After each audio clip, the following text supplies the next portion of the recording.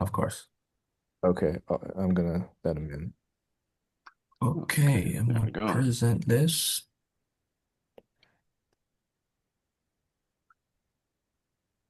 Hmm.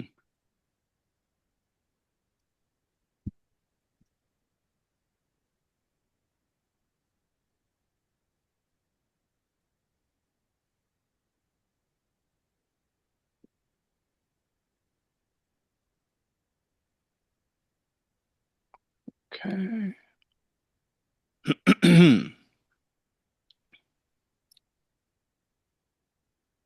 Yeah. If you guys are ready, we can get started. Okay, I think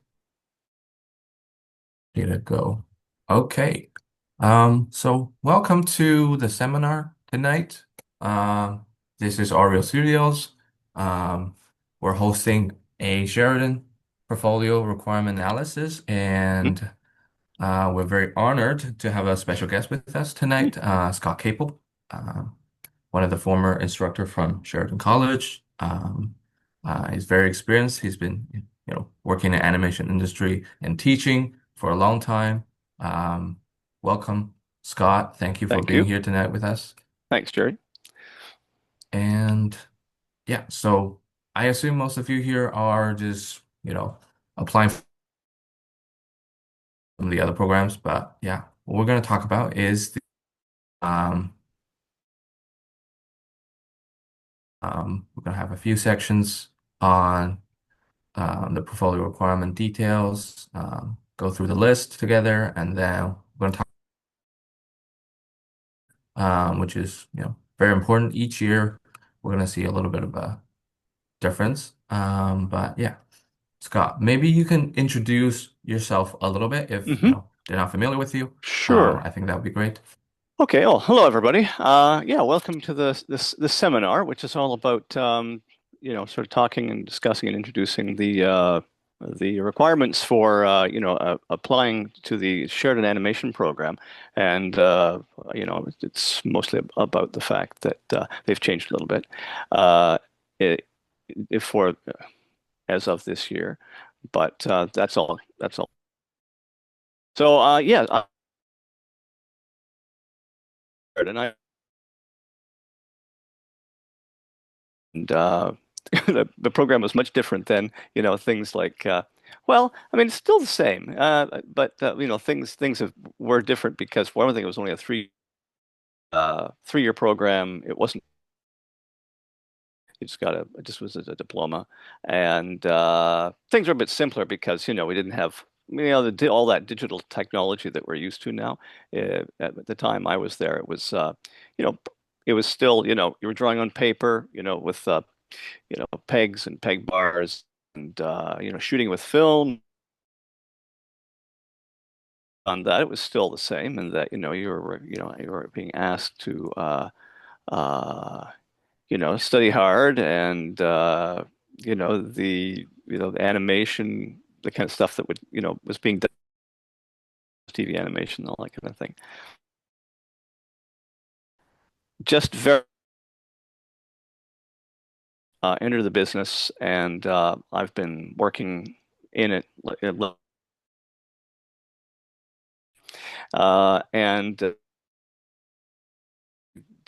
I was quite fortunate, I guess, because I ended up having the great good fortune to work at several studios like Disney, like Pixar. I've done a lot of freelance. Well, I should say also full time at other places like Nelvana. Um, Although Nelvana's, I don't know if you're up with the news, Nelvana's actually closed its doors now uh, after all these years. But a lot of freelance and a lot of other things, a lot of trying to think. Things you might know more recently would be things like Klaus. Okay, I worked on Klaus with Spa Studios. I did a lot of work with Blue Sky Studios up until recently. Some work for Aardman. These are names that you probably would know. Um, anyway, many things. And Don Bluth, yeah, which as you can see, I actually presented. Yeah, I did about it, and a lot of different,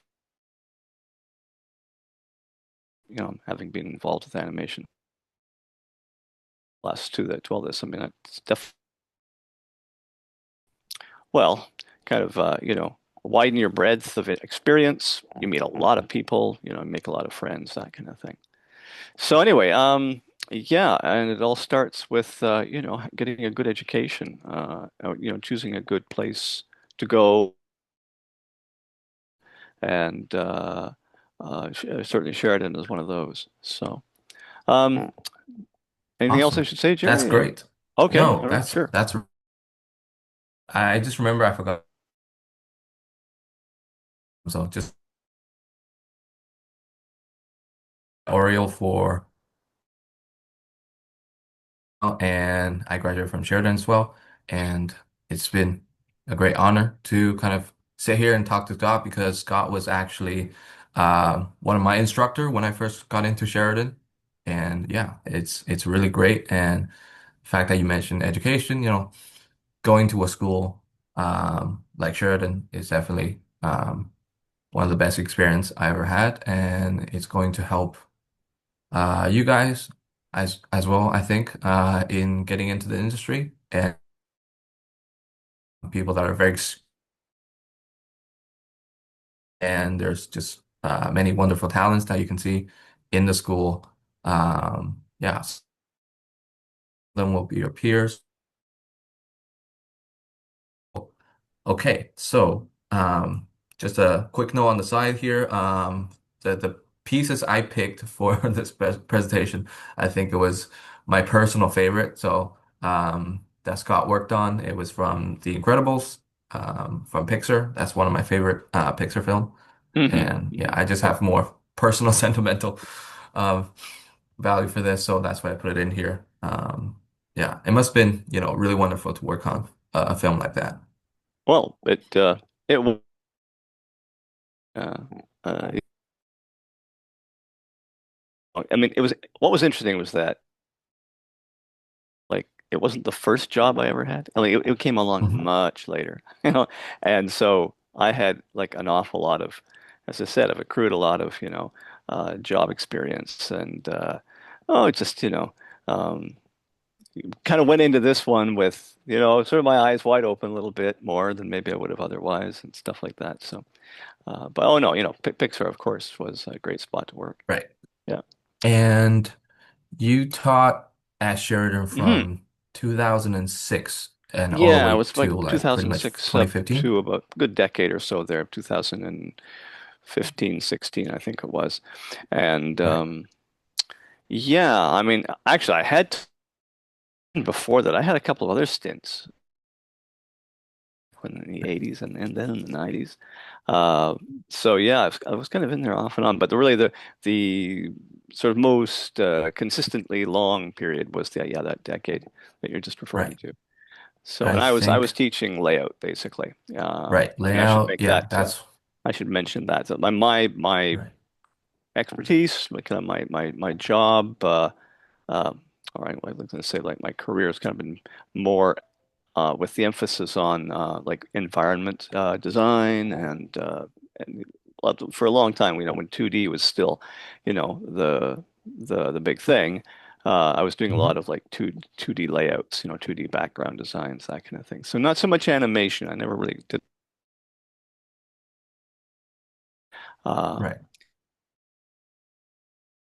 is design, I guess, is really the Yeah. design of, all the different aspects of the animation process. And here is a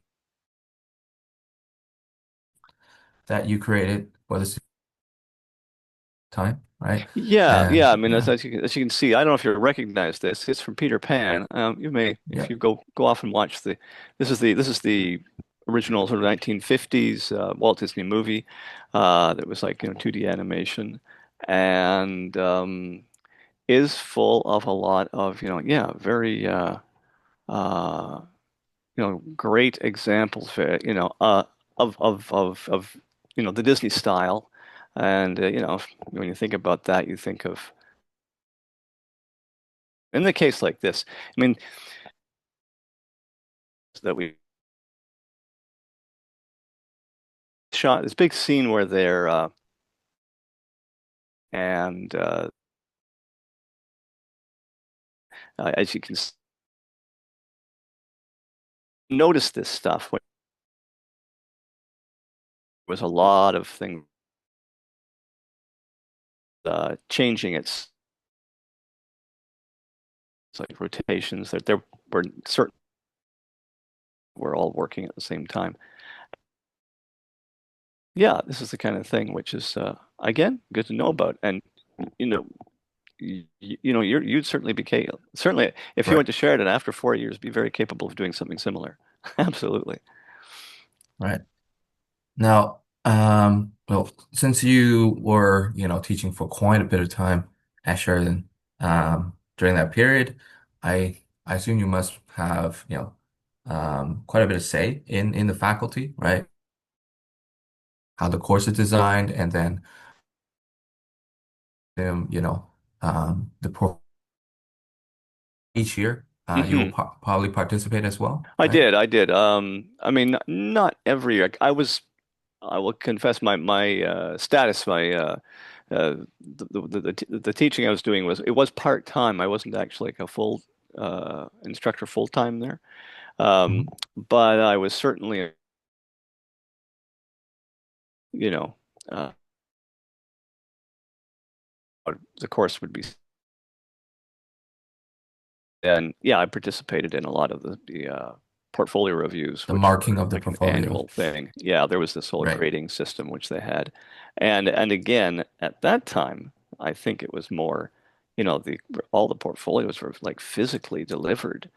They would Yeah, arrive, like, you that's know, how I did it back then too. yeah, yeah, and Yeah, it wasn't digital yet, so. Yeah, it was very often you'd get quite a different it wasn't quite as streamlined. I mean, you'd get all kinds of different stuff. People would send in the portfolios, like big portfolios, that just with, full-size life drawings and paintings and all kinds of stuff. Um, and you can't wade through it. But I mean, it was that process hasn't really changed in very much. I mean, as we're going to talk about tonight, some of the things have been changed more recently, but basically it's the same. It's really to see. We want to see what you are able to do in terms of some, let's say some basic aspects of art and drawing that are really very endemic to the animation process. I mean, right. that's because you can imagine there are like if you've got animation, and then if you've got, say, game design, that can be similar. But I was going to say there are other, let's say, pursuits, other artistic pursuits, where if you were uh, submitting or trying to get work in that field, it would possibly be different than what you would do with the animation business. So Right. that's again why they put these. Um, I've just forgotten the word, why they would give you these like specific things they would like to see because, it kind of Right. helps narrow the focus. That's all. Yeah. Right. So here I have the key components of the portfolio Oh, requirements. yeah. They're there. Yeah. Okay. Yeah. It's relatively, similar to what Scott mentioned. Some of the fundamental skill, I would say, that are Hmm. required um, for you to have in becoming an animator, right? These are all the essential skills. Observational drawing, which pretty much includes the um, figure drawing, life drawing, and then character design and animation. That includes the rotation or the turnaround. I think that's how you guys call it back then. Hmm. Uh, Sure. and then short animation, just the animating part of the animation, and then storyboarding, storyboarding, um, and then perspective line drawing, which is layout. I prefer to call it layout. It just feels a little bit more animation focused. Um, and then personal artwork. Yeah. So It's not a big list, so just five categories in general, but there's quite a bit of details in terms of what you have to do. And I would say compared to, some of the other schools that I've seen, um, after all these years teaching and helping students making portfolio, I'd say Sheridan has one of the most comprehensive list of requirements. It's really broken down. It's really specific, compared to some other schools where they're a little bit more general. They'll tell you, just include how many pieces in total and pretty much it. Yeah, so these categories, I would say would be, the same categories that they had when Scott was teaching, Oh, pretty um, much. Yeah, yeah, right? yeah, yeah. That's Yeah, right. it's just that the details are modified. Yeah, okay. All right, so this is, I guess, why a lot of us is here tonight. The main difference, and I want to mention them first, and then we're going to talk about why we think these are changed or modified in these ways. Um, but from a meeting I had with Scott, I think, the main idea for these changes is to show more animation specific skills in your portfolio. So here's some of the things I've observed. So it has, a little bit more of a complex requirement and, a little bit more complexity and, weight in the personal work section. And that's, I think, one of the biggest change I've seen so far. So personal work really matters a little more compared to before. It usually is a section that student didn't really spend a lot of time working on. They will focus on all the other drawings instead of the personal work section. Yeah, that's the first thing I observed, and then the second thing was, the B board has been removed, and yeah, since Scott did a few storyboard classes for us, um, during the past couple years, and we talk about this all the time, how it doesn't really quite make sense to do a B board. It just doesn't seem very, storyboard like. You're not really getting enough room to tell a full story with a beatboard because you only have four panels. Um, yeah, so I'm glad to see this change, which is, a little bit more of a, um, high resemblance in, a real storyboard compared to the industry. Of course, in the industry, the storyboard is much longer than 12 panels as well. And but as long as you're getting more pages or less limitations in the panels, I think that's great. And, personal sketchbook, selected page is now a mandatory requirement. And I think that's something, um, I really appreciate. Scott would agree as well. Hmm. Sketchbook is something that you enjoy to look at. You told me that, from your time at Hmm. Sheridan when you were looking at portfolios, sketchbook is probably one of your favorite things to look at from the students, right? Yeah. Oh, do you want me And to yeah, comment further on that? Yeah, I was just going to say, well, I mean, yeah. I can wait until you finish running through all those, but Oh, yeah. just wanted to say that, yeah, oh, of course, I mean, you folks probably are all keeping sketchbooks all the time, and that's really where you show off, your own real, talents and ideas and things like that, is often in your personal work. And so usually that's the place where, it will really make, the difference. As to, like the other ones, what kind of tends to happen is that a lot of the other, uh, uh, the uh, again, keep I keep not being able to say the word that I want there. The It's okay. requirements, yeah, okay, these requirements, Right. they can tend to start looking rather similar from person to person because, of course, everybody tries to like, hit these marks so specifically. But, personal stuff is always great because it's you. It's usually much fresher. There's a more of a variety, and it's yeah. Anyway, it's And this is to It's say also that don't get relax, like don't get over anxious about all the stuff that you're going to have to submit because you don't have to, work like you have to do a fair. Yes, it has to look good. It has to be your personal best, but very often I think that people really get very worried about what, should be included. And I just want to say that, don't worry. Oh, sorry, Jerry. Back to you. Yeah. no problem. I definitely agree. I think personal work is definitely one of the section that shows who you are as an artist, like your personality, your voice, Yeah, that's right. Sure. um, yeah, and your creativity as well, compared to some of the other section is a little bit more technical. Um, yeah. So sketchbook, yeah.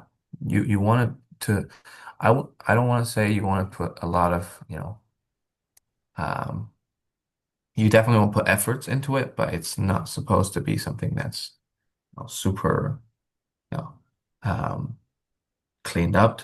They say that too. We're going Yeah, to look that's at right. it Yeah. um, in detail later. But after that, longer short animation clip.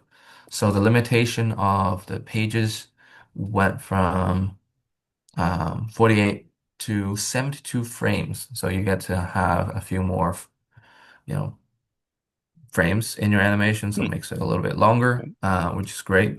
You can definitely have more complexity in the movement of the animation, the character as well.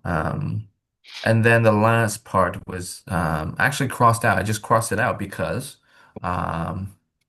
if some of you haven't heard, Sheridan re released an update as well to their newly required newly released requirement as well. So there's a slight change in the wording, and then yeah, it's a new update. I think it just came out like a few days ago. But the personal work section, when in the first release they asked for a specific type to be included, but now it's more like you can do it or you can choose your own. Okay. So here is a score sheet. So it's a more, Hmm. direct comparison for you guys to see the main difference, right? So hand drawing is no longer there. I guess it's, included into the figure drawing together, right? Um, so figure drawing is now 15% rather than 10% from before. Um, Character rotation's the same. Short animation's the same. Storyboard is now 15% rather than 20, Hmm. which is, you will think that is a decrease in the weight, but it is really not because last year the requirement is probably the most um, complex because last year we had both the storyboard and the beat board, so it's 10% each kind of the situation. So this time storyboard is actually just 15% on its own, the standalone storyboard. So I think it actually got increased. But that's just the scenario here. And then perspective, which is the layout drawing, still the same. Personal work is now 25%. And I think that's a massive, bump Hmm. in the weight. Yeah. Yeah. That's 10% more. Yeah, Yeah. Hmm. it's the biggest, portion in the entire portfolio. Everything else is 15, except for personal. Of course, they'll mark the sketchbook under this section as well. So I think that's probably one of the reasons why it's, 25%. And yeah, score sheet, yeah, it's probably very different from how you remembered it, Scott, right?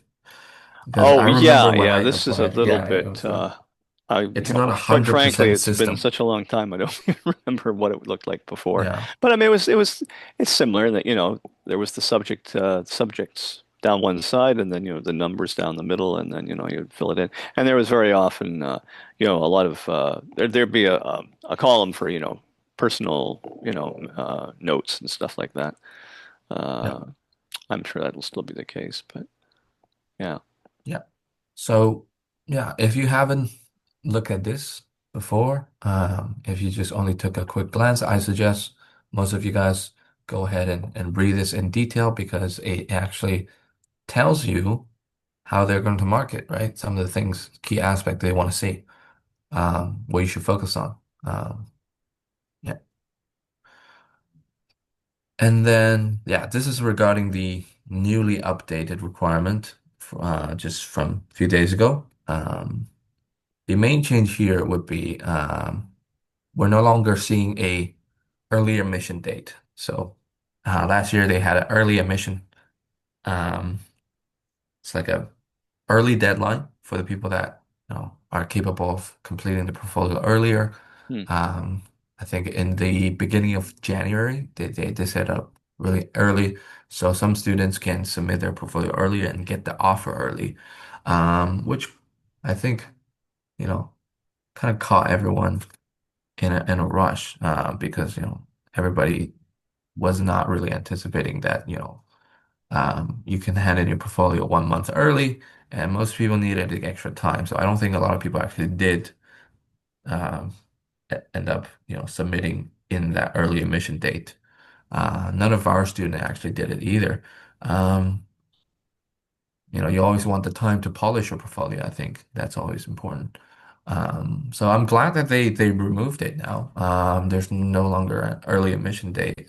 So the deadline would be consistent for everybody, which is February 19th, 2026, 11 a.m. Now the portal will be opened on February 1st, which means you can submit your portfolio early than the deadline, which is also preferred. You don't want to be doing this, last minute. That's something I would not suggest because, last minute, if something goes wrong, you don't end up getting your portfolio in. That's a potential risk you don't want to take. Um, yeah, so no longer have early admission. That's great. And then next up, um, why these changes, right? So I want to um, talk about and hear what Scott is thinking Hmm. about these changes, right? So um, we did say that we agree that the overall changes are making this entire portfolio more animation specific, right? Hmm. Yeah, yeah, Yeah, definitely. yeah. Um, well, I'll just jump in. Yeah, Hmm. the uh, the changes I think have been made to well, let's see, how do I put it? Not make it easier for the adjudication to be done, but again, just to try and narrow it a little bit. Uh, Again, some like art is art. Let's put it that way. And there's a lot of Yeah, these things, particularly the drawing, like that are are obviously very good for, many different kinds of other art, you know, uh, and that could be illustration, it could be photography, it could be, uh, well, we have comics, we have, um, I'm trying to think, well, illustration, let's say children's book illustration. You can sort of see there'd be some differences there, and what you see in an animation project, but not necessarily. There's a lot of independent animation that gets done, as I hope, have seen, that could be the very same thing that you might see in a children's book. So yeah, I mean, these things they really overlap a lot. And I think that's partly, the reasons that the changes have been made to try and allow you guys to be able to submit stuff with a few with fewer strictures, Um, as I said, specifically because I think people just get like they get really worried and tense, that they're not doing the right thing, because let's say, trying to follow some specific thing apart from, let's say, the number of pages or images, let's say, in a given, like an animation test or a storyboard or something like that.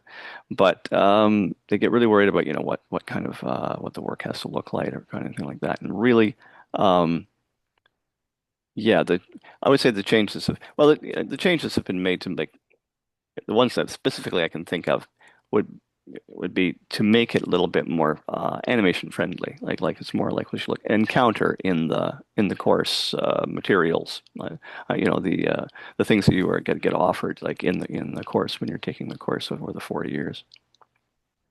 Okay, Yeah. yeah, Yeah, I agree. I would say, based on my experience more teaching all these animation years, focused. Yeah, it says it right there. Yeah. yeah.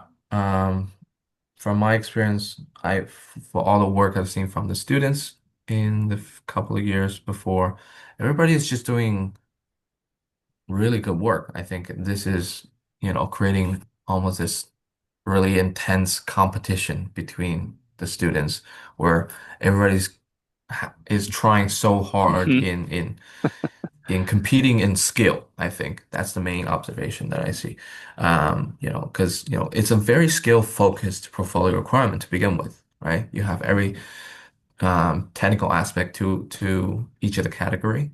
Um, Specifically, like for layouts, for example, most students are just trying to add more items into a room. That's, one of the example I can think of. Hmm. Everybody's trying to get more items placed into an environment just so that their work may look a little bit more impressive than the other. Um, because, for students that are not quite experienced in animation, um, I think this is something that is usually easier for them to add more details in comparison to coming up with a great design or composition. If they don't have the sense of aesthetic or storytelling, um, the easier way to make your work look more impressive is just adding more things, right? And I think that's what's been happening for the past few years with these portfolios. Everybody's trying to go more detailed, more cleaned up, more refined in these pieces. And now they've changed the requirement. I think it's a clear message in telling us that they want to see more variety, like Scott mentioned. Um, in your portfolio. Like you can do this as well. You're not just capable of, drawing in detail. You have different ideas in the personal work section. You have the ability to experiment with different medium. Um, like you mentioned, like illustration, children's book, but Hmm. also, other medium as well. So for example, they're allowing for your animation test or animation clip to be done digitally now. It wasn't really a thing before. So they're really opening up, the possibilities here. And digital is definitely um, more common these days, right? Oh, absolutely. Yeah. And specifically 3D as well. They're allowing for 3D animation to be submitted as well. Compared to before, it was, mostly traditional, and then they're evolving to, mostly digital, except for live drawing. And now they're opening up more like possibility for 3D as well. So you can see that pattern of how these requirements are evolving based on how the industry is evolving. Right? Yeah. And, Mhm. if you can follow those um, evolving aspect, it really shows that you're capable of being an animator in the industry because, being an animator in the industry requires to be um, very adaptive so that you can really just follow the trend, follow what are changing in the industry. So I think they're doing that as well for these requirements. So you're kind of experience the same um, adaptation. So yeah, that's what I think these change are implemented this year. And yeah, now let's look at some of the examples from our past students, and Scott can Mhm. share his experience on why do you think these are successful. Sure. So all the examples I'm going to show from now is going to be, I think, full score on the marking sheet. So Oh, um, these were all uh, very high scoring ones. Yeah. Yeah. yeah. And So so I'm going here to we assume that, have, no, go ahead. yeah, Yep. the live drawing. Yeah, Yeah, examples of this life is drawing. from, Uh, yeah, and one of as you my can see, previous there's a student, lot of, Christina. if you notice, there's probably the biggest thing with life drawing is line quality. Well, Hmm. structural awareness. Okay, that'd be the big thing. Like you can sort of see that those are both, they feel very solid. They're not just like a bent coat hanger wire around the edge of the around the edge of the drawing. I mean, you can see that like with the arms and so on, that the line and the artist are trying to sort of search out the, you know, that form. There's a thickness there, so you can really feel that it's got some solidity to it. It's like uh, all that kind of stuff. And that's of course you've heard that probably said a lot about life drawing, but the line quality it goes thick thin, and it's sort of like it trails off in those spots where the form is changing, like the leg is coming towards you, and then it's like you're at the knee, and then it's going away from you, and you can sort of see how the line is kind of helping that along. And that's a big part of life drawing. Um, Again, it's hard to say. I mean, I don't know if anyone has who's going to be submitting will have had any actual life drawing experience prior to this. Some schools do, some schools don't.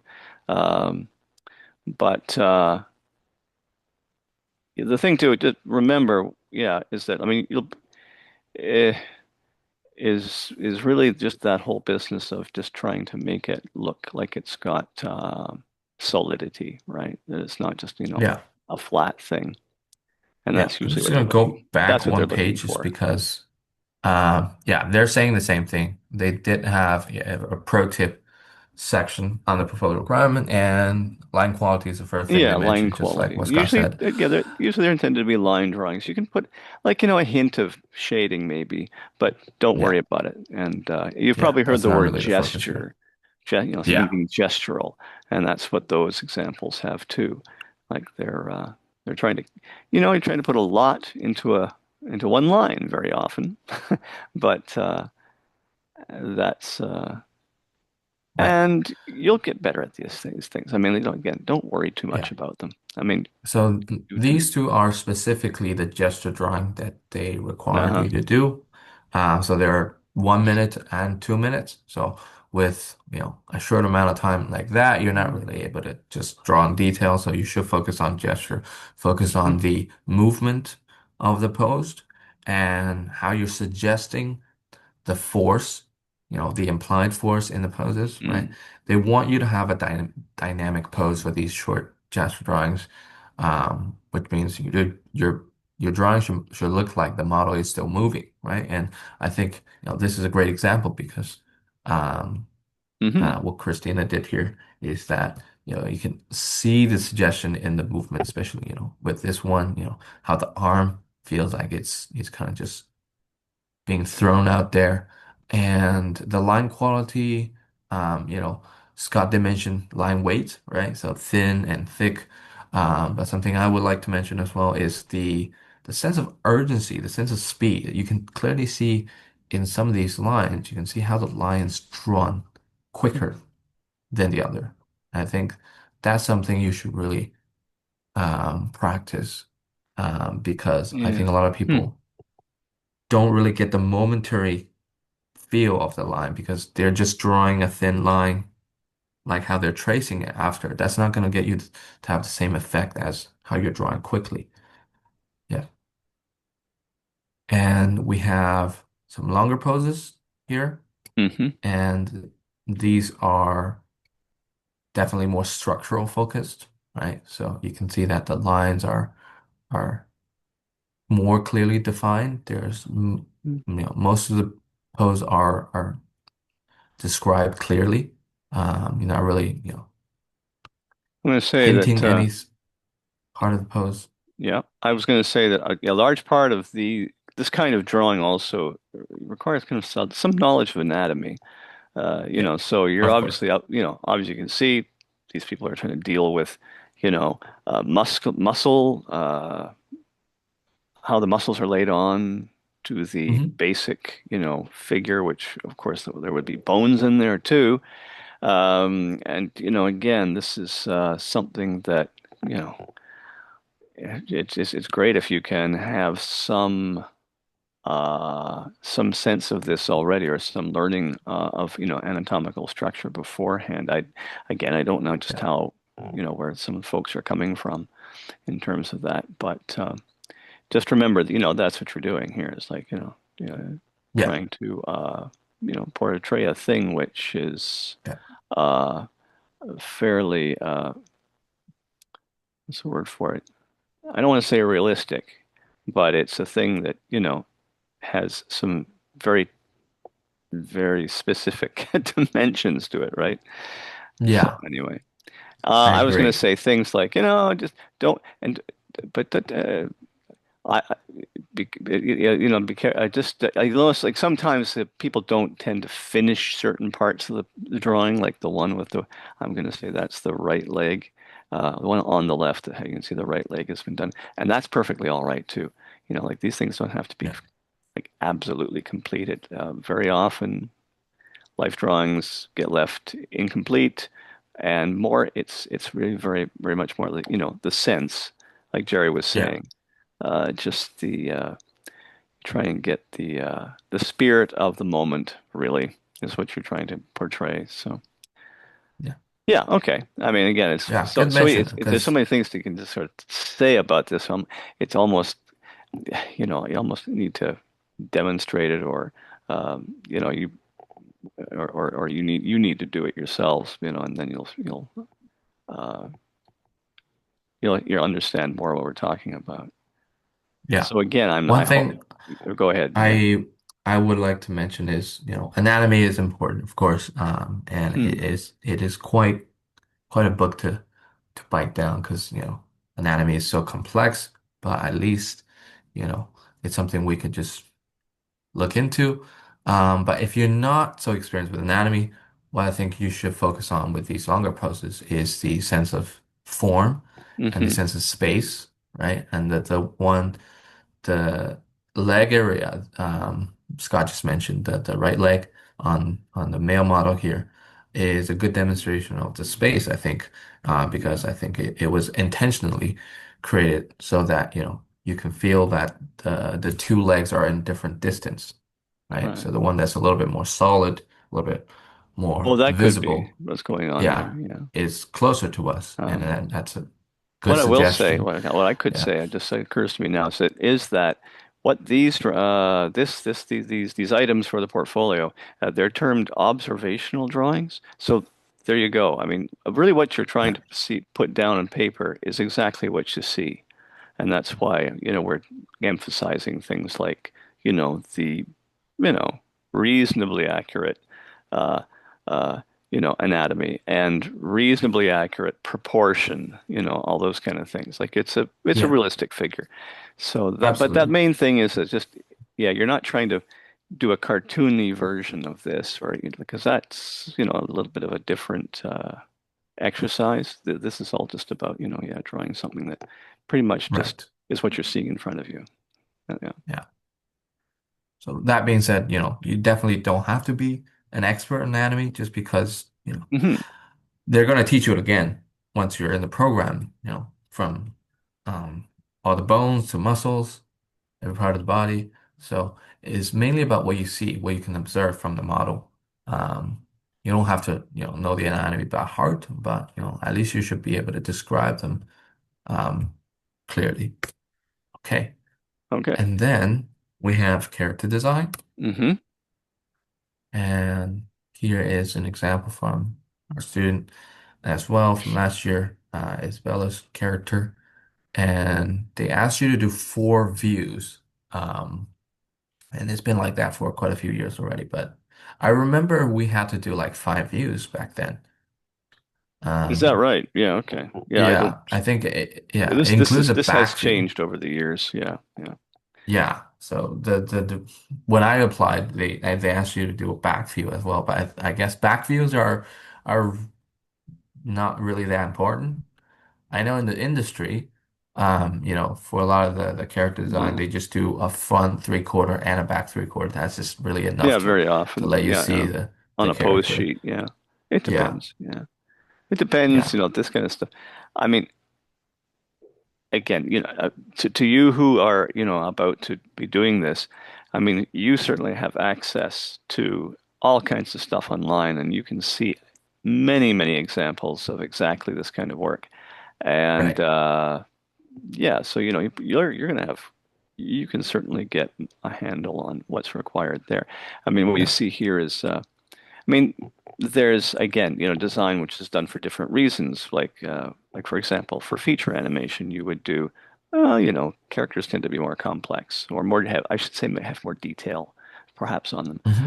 or so for television, it could be much simpler, or Yeah. or let's say it was a mobile game or something like that. Then you're obviously going to go with much more simplified things. But in terms of the exercise of doing the rotation, I mean, what it's really all about is I mentioned I keep mentioning see. Well, I didn't say seeing, but that's what it's about. Well, I did say, say there's more observational drawing, and then there's the kind of drawing that you make up out of your head. But all of it is uh, kind of requires a kind of seeing, and very often this is where the construction drawing comes in. Like, you have those initial roughs where things are built out of like just round balls or, geometric solids, right? And then, you can then sculpt, as it were, your final design out of those. And that's, I think, a lot of what's being looked for in a case like in an exercise like this, because you're having to watch things like that arm as it comes around. Is it accurate? Um, it's like supposed to be the elbow supposed to be sticking out, and you can sort of see in the third one, the elbow's not sticking out straight towards us. That means that the arm is going off a little bit at an angle backwards. And is that being reflected in the fourth one? See, so because and you can apply that to all the other little details there, like um, the that big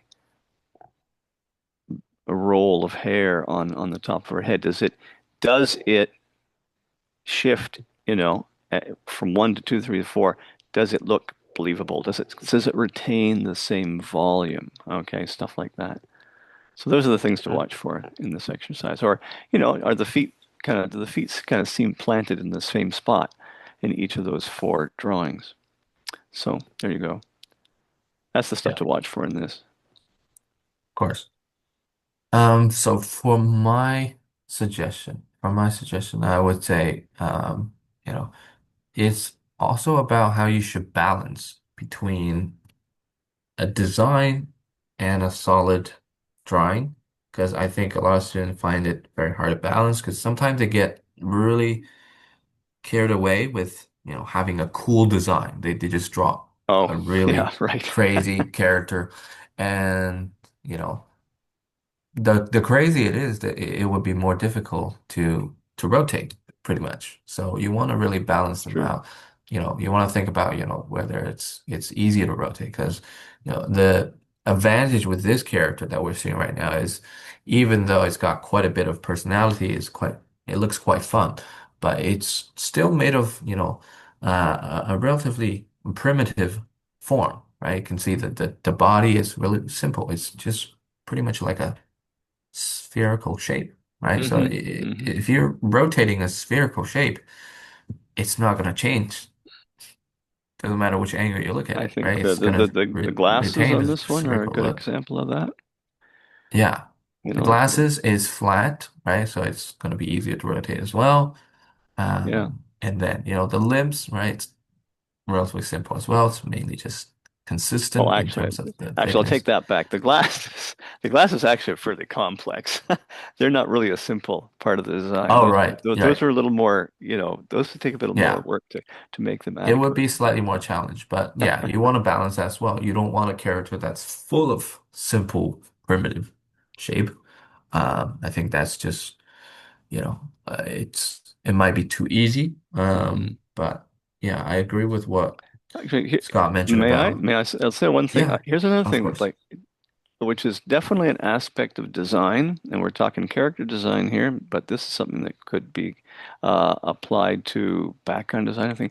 I think an interesting design detail that really helps this character is that patch on the elbow. Do you notice how if you didn't have that patch on though that line, I mean, we're just talking about that. It's we're just talking about a line that goes like that. If that wasn't Yeah, there, all you would have was the outline of the arm in each of those four drawings, like just, and it would be a little harder to detect the volume. It would be harder to detect the angle that it's like facing us at. So just keep that right. in mind because that's a little thing which is actually very helpful very often. You can sort of see how that makes it look more dimensional.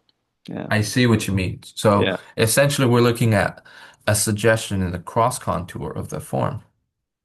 Yeah, that's the term I guess you'd use. Yeah, that's right. Right. So similar to, how you draw a cylinder, it basically shows the cylinder on one end and the cylinder on the other end at the bottom. So you have, the cross contour Mm.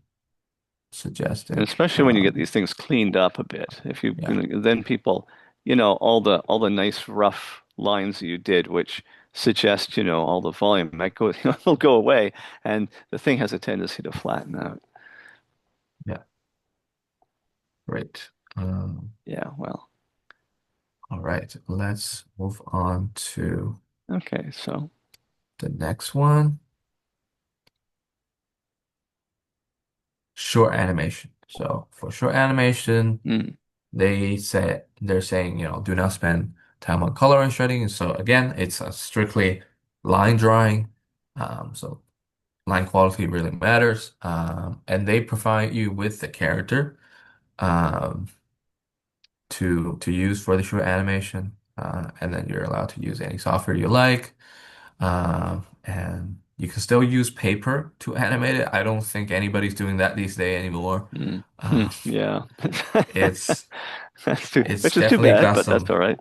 I yeah, mean, there it's is, definitely tricky. it's tricky. I mean, I would Yeah. say that in to all of you who again are going to be attempting this application,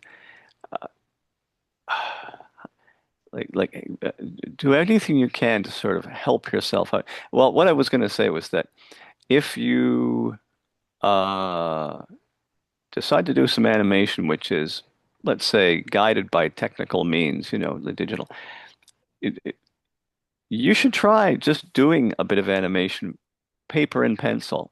I mean, and you could do that just like in the corner of a notebook. You've seen these things. You've seen flip books, right? Where you just take a bunch of pieces of paper, staple them together, and then just draw and try and complete a sequence of something, right? And even if you didn't submit that as part of your portfolio, that would be really good practice. And it's fun to do. It's easy to do, and um, you'd learn some things, about the how things work, like spacing and timing and what happens with drawings and so on. Um, and then if you wanted to do, yeah, because you're right, pretty much everybody these days is pretty much working with digital tools, and that's okay because that's what you're going to encounter out in the business. That's what everybody's using. There's many different ones now, but still, I think the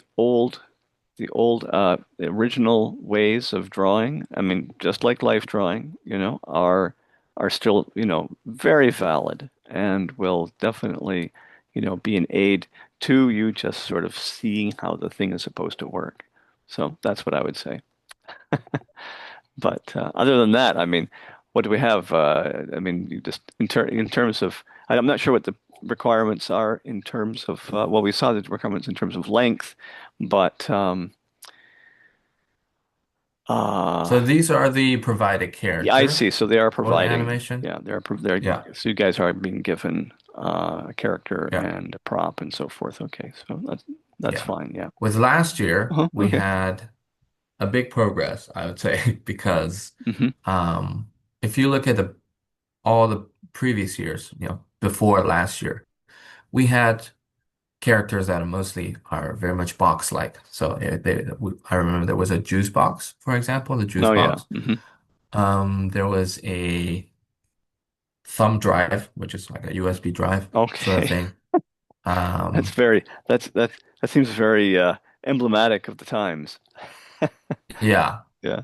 Like what I and mean, when we were going through the course like years yeah, ago, and you've probably seen this too, it was yeah, always the old bean bag. It was the flour sack, right, because it was yes, something that could be animated and thrown around in a fun way and all that kind of thing. But yeah, anyway, yeah. and yeah, the main goal is to just being able to animate a um, simple form and give it human-like emotions, I think, Hmm. being able to move around like human.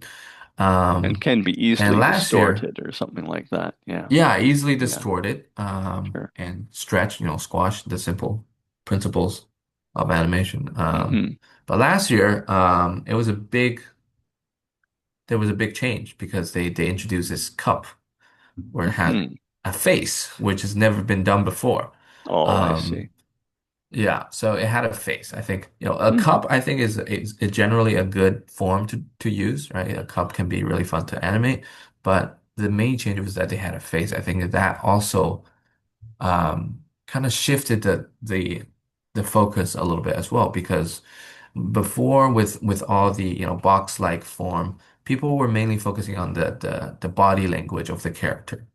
Hmm. They're only expressing the the acting. They're only acting with the body, right? It's like um, a silent show, right? But now with last year's requirement, they introduced a face. There's Hmm.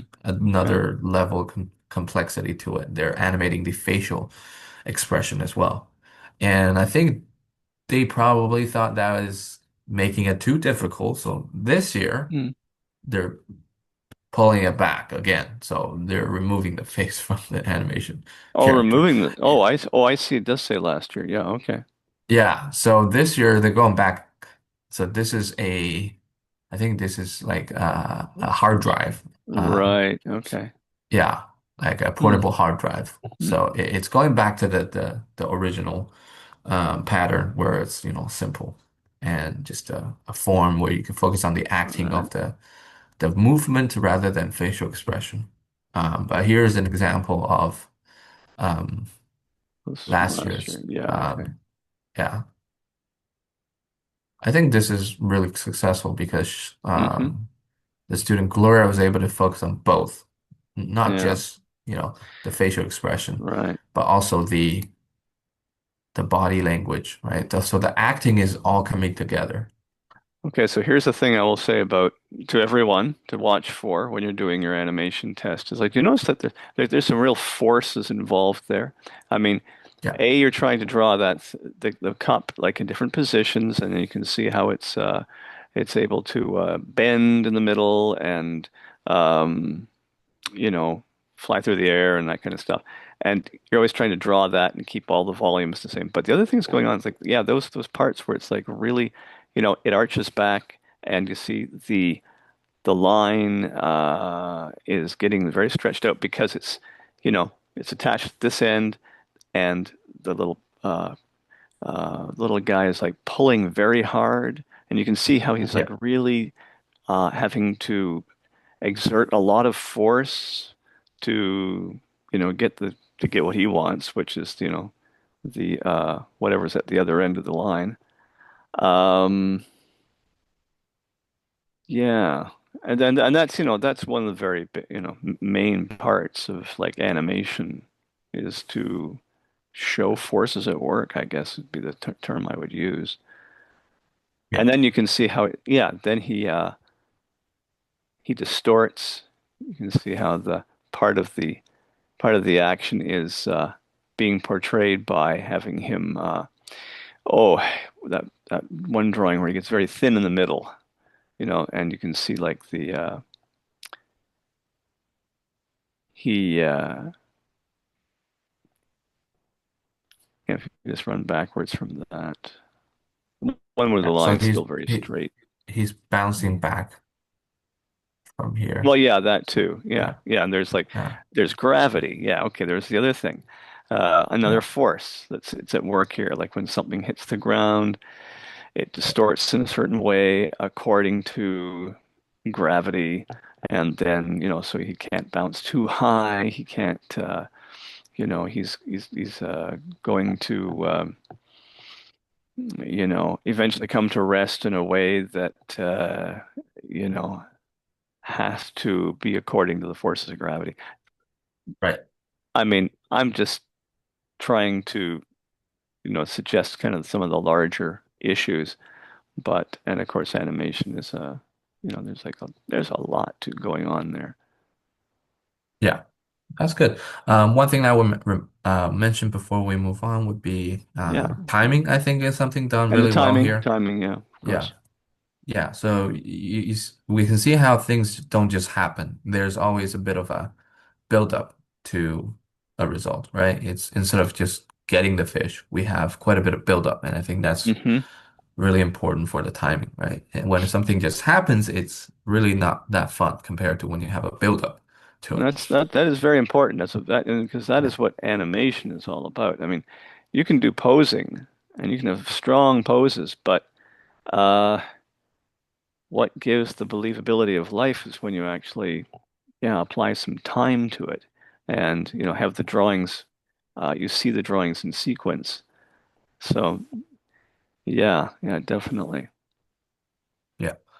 Great. And Okay. then we're moving on Uh, to storyboard, which, Scott is really experienced with as well. You've done quite a bit of yes, I've done storyboard a fair bit of projects. storyboarding in my day, Yeah. but yeah. Yeah. So Uh, dialogue is optional. I always agree with that. For me, I wouldn't want to rely on dialogue too much in a storyboard, because, there's so much you can express with, camera angles, and just acting of your characters, body language and all that. And yeah, they want the story to be really clear. I think this is something I always mention, and you keep hmm. mentioning in your class as well. The storyboard I, is definitely more about story rather than boards, I feel like. um, Yeah. let's see. Well, let's just if you read this and then let's go look at a couple of examples. Yeah. Yeah, so yeah, Um, it was saying there like using a variety of shots. I mean, like right there, mhm. you're probably saying, "What? What's a shot?" Well, I mean, I think again, if any of you, you know, are uh, watching any kind of stuff online or on television, like you're going to be pretty aware of, some cinematic language, and they're just asking in the board that you can do this too.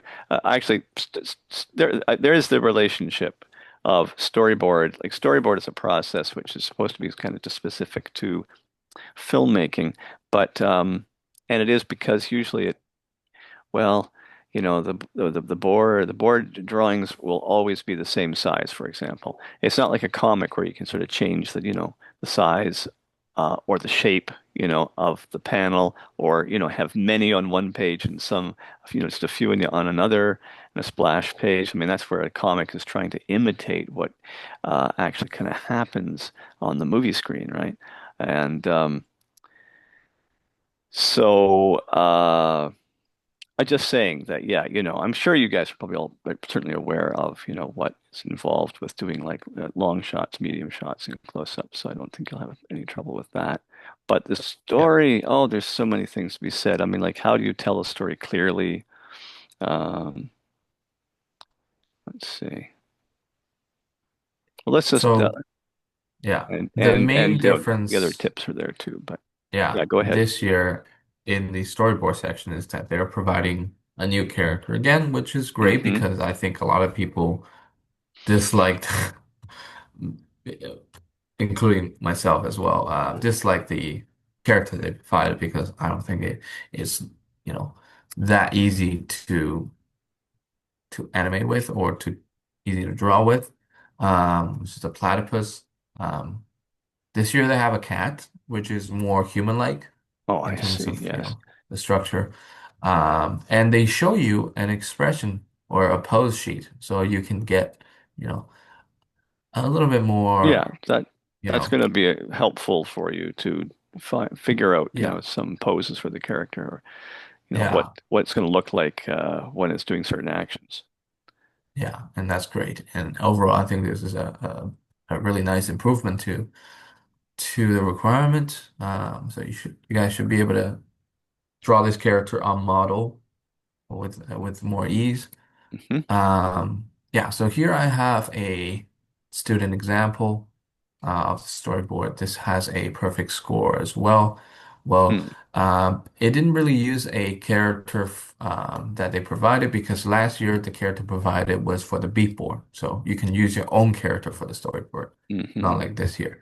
Yeah, I think it's actually better that they provide you with the character, because then Yeah, um, well, then it gives them a chance to see how an entire group of people handle that same character, and yeah, it makes it I easier to agree. mark. Yeah. Yeah. So I'm just gonna show you all the pages first, and then you can All tell me right. what you think about this. So I guess we'll run through it together.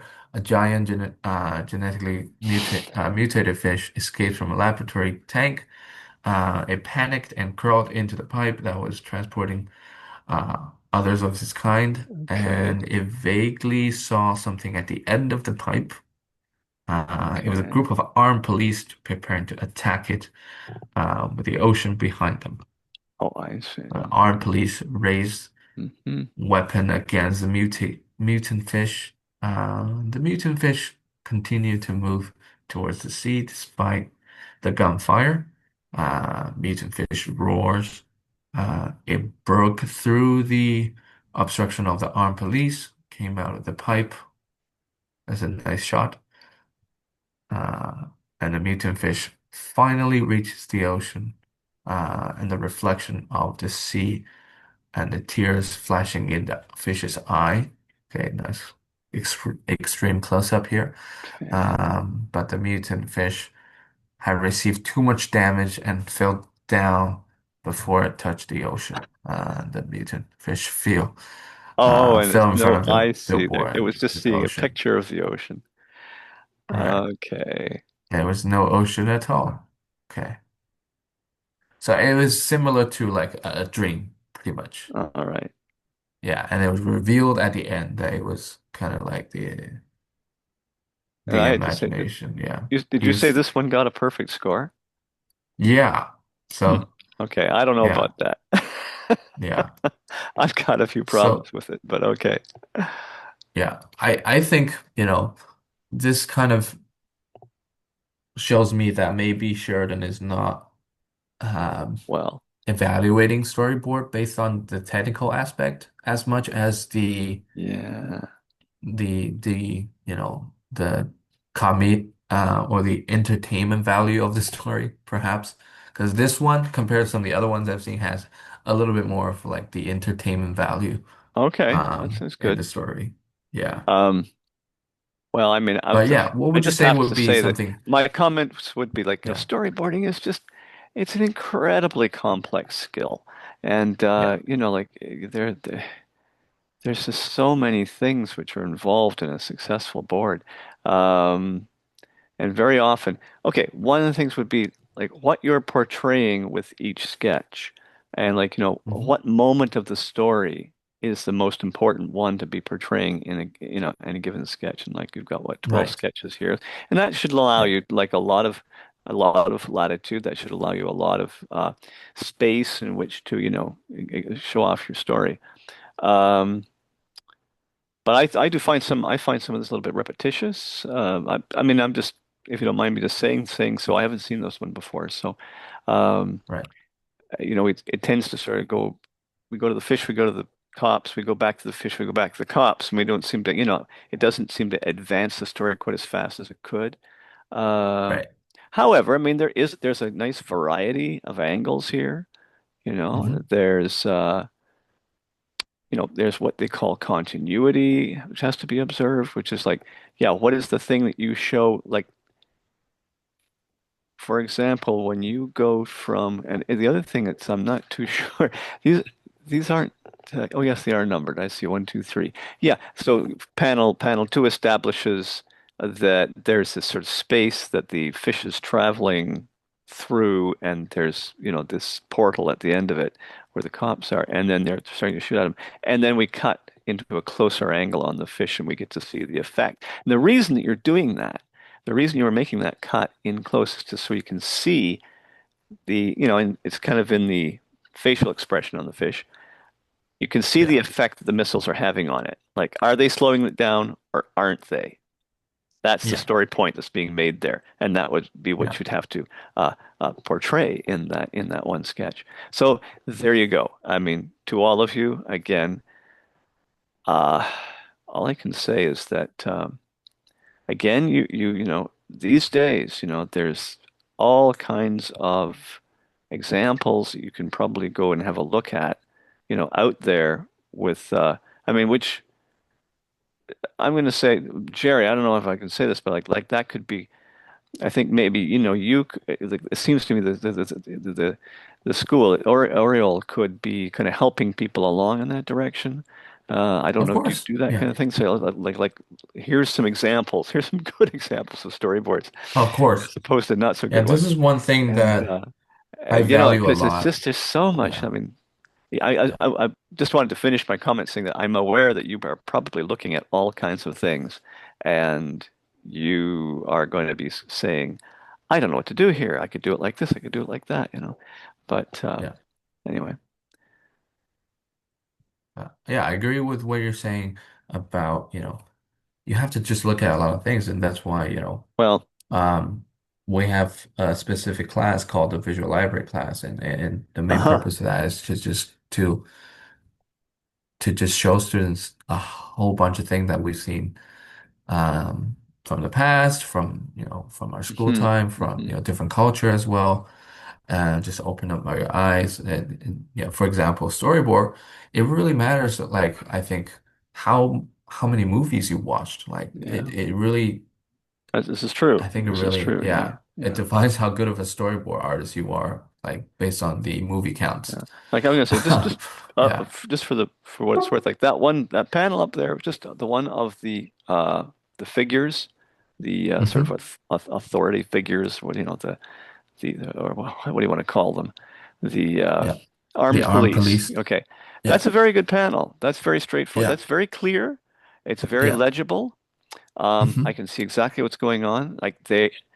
The screen direction is good. Like you can sort of see they're facing what's the word for it? Kind of they're facing to the left side of the screen, which Yeah. it's very clear. That makes it, which in your head works because you've seen the fish coming in the opposite direction. So, Yeah. uh, you know, that is one of the important parts of a storyboard. And, Yeah. I think like that panel could use, maybe it could use a little bit of gray in it or something, but it's a perfectly good panel just the way it is. Yeah. And there's a little bit of I'm going to say it looks like a hint of Yeah. an action direction. There's a little arrow there. If you go back to that, you see that little, it looks Yeah. like it's supposed to be one of the guards bringing a gun down, I guess. Yeah. And that's all the information you need very often. Yeah. Yeah. Same here. You see a direction arrow, but Yeah. I think these two panels are a little repetitive, I think. Yeah. So that's one, two. Here's one. I'll say this again. This is just for everybody's, edification. Do you see how it goes to the close-up of that eye? Now, the way the eye has been drawn, I thought that was the mouth of the fish for a moment. So you can see, Yeah. there's a panel which I look at and I get a little confused. I'm not sure what I'm looking at. Yeah. Uh, and like why I thought that. I mean, and then I look at it a second time and I go, oh, I get, yes, of course, it's the reflection of the palm trees and the sun in the fish's eye. And of course, it's trying to register like to you like, oh, the fish is seeing this. The fish see, like if you were to write this out, which is what they're doing at the bottom, well, it says the reflection of the sea and the tears flashing in the fish's eyes. But really what that could read is just the fish sees the the sea. Okay? Yeah. That's what you're Let's see. trying to Yeah. put across in that one. The drawing is a little confusing. I mean, I might have maybe not done it at such an extreme angle or something like that. So be wary of things like that as well. Make sure that your drawing is clearly conveying what you wanted to. Right. Okay. I'm And going then to there's the move on reveal. It's from, a board. Anyway, okay. Yeah, right. I'm spending Okay. way too We're much going time on that. into, yeah, layout, which Uh, is also, you know, okay. your expertise, something in your expertise. You taught layout, and yeah, the requirement for the layout now is a little different from what you taught at Sheridan as well. So you're doing Yes, yes. a, Well, yeah. yeah, Yeah. exterior and an interior, which is different from, I mean, I 2014. think this could be, it says perspective drawing, but I mean, really you're being asked to do is to come up with an environment design that Yeah, utilizes perspective. That's really what's going on here. exactly. Yeah. Exactly. Yeah, so in the previous example, actually in the previous requirement, when I applied, it was just the same environment from two different perspectives. hmm So you could just simply draw a room from one corner, and then you draw the same room from another corner, perhaps from, Which a actually is a first good person view. exercise. That's a good Yeah. exercise. Yeah. I guess the reason why they changed it to an interior and an exterior is so now they can see more about your ability in designing a location, I think. Yeah. Um, That's fine. yeah. Yeah. So we have the interior drawing. This is from last year's student Isabella as well, hmm right? So it's like probably a big story going on here. So it's like a circus, um, perhaps, makeup room, right? It's hmm like a dressing room, perhaps, right? We have a shark character looking at a mirror. Um, and then we got a trail of Sorry. blood here Sorry, as I'm well, laughing. and it leads to a bathtub. I kind of, yeah, definitely. I'm going, what is going on here? Yeah. But It's a semi-murder case going on here, I'd say.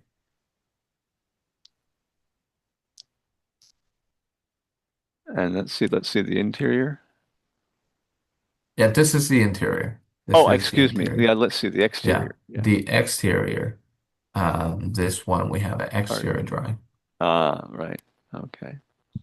Yeah, And it's so it like a is just little up to like adventure so it here. doesn't have to have a relationship.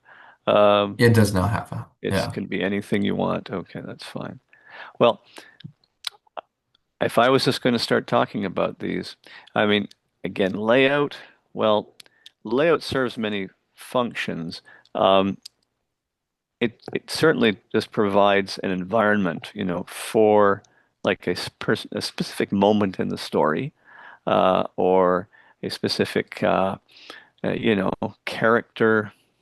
Maybe there's some kind of character moment that's trying to be revealed. And the thing is that generally the background is supposed to support whatever's going on with the animation, usually with the character. Usually that's usually what's all going on. I mean, you can have scenes where there aren't any real characters in it, and it's really just all about the environment and perhaps it's establishing atmosphere, things like that. We see that done all the time. But the second big thing that is going on in this, and the one we just saw, is there's a lot of composition going on. That's the big thing to be aware of when you're doing this. And actually, composition is a factor in the storyboards. Like each of those little storyboard sketches, you're dealing with composition. But here even more so, because you can get into, refining it an awful lot. Like there's a lot more you can do with the elements.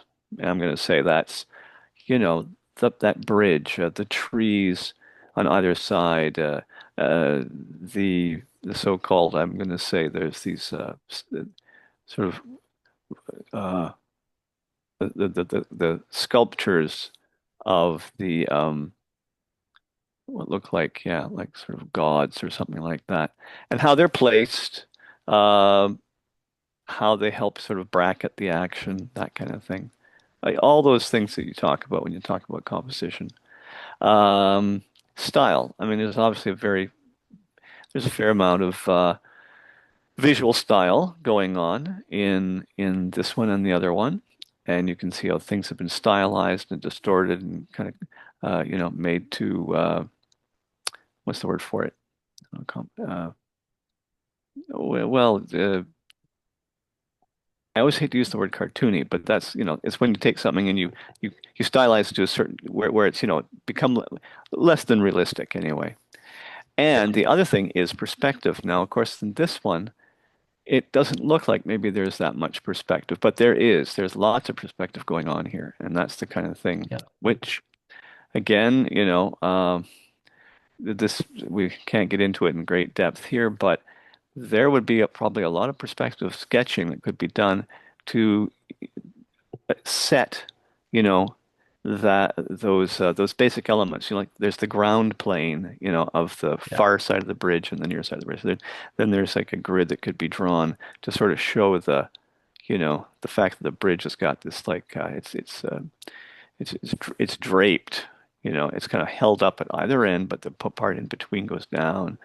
And to show all that off, I mean, certainly like the parts of the design are showing that off. The rope, the those lines which are supposed to show the structure of the boards, and then the lines which are supposed to show let's say the texture of the boards. Those are all things which are done very carefully, and that's utilizing perspective for sure. Um, Yeah. can we go back to the interior for a moment? Because that one's got a little bit Yeah. more hard architecture. This one Like has more yeah, this has got linear like more perspective. what I'd consider to be, yeah, straightforward example of the use of perspective because a lot of the planes are flat, and you can sort of detect where the vanishing points would be and the horizon would be. Um, and there you go. I mean, that's one of the things which is going to, well, create a successful, if we're going to calling this layout, layout drawing, that's going to help create a successful layout drawing. Um, Yeah.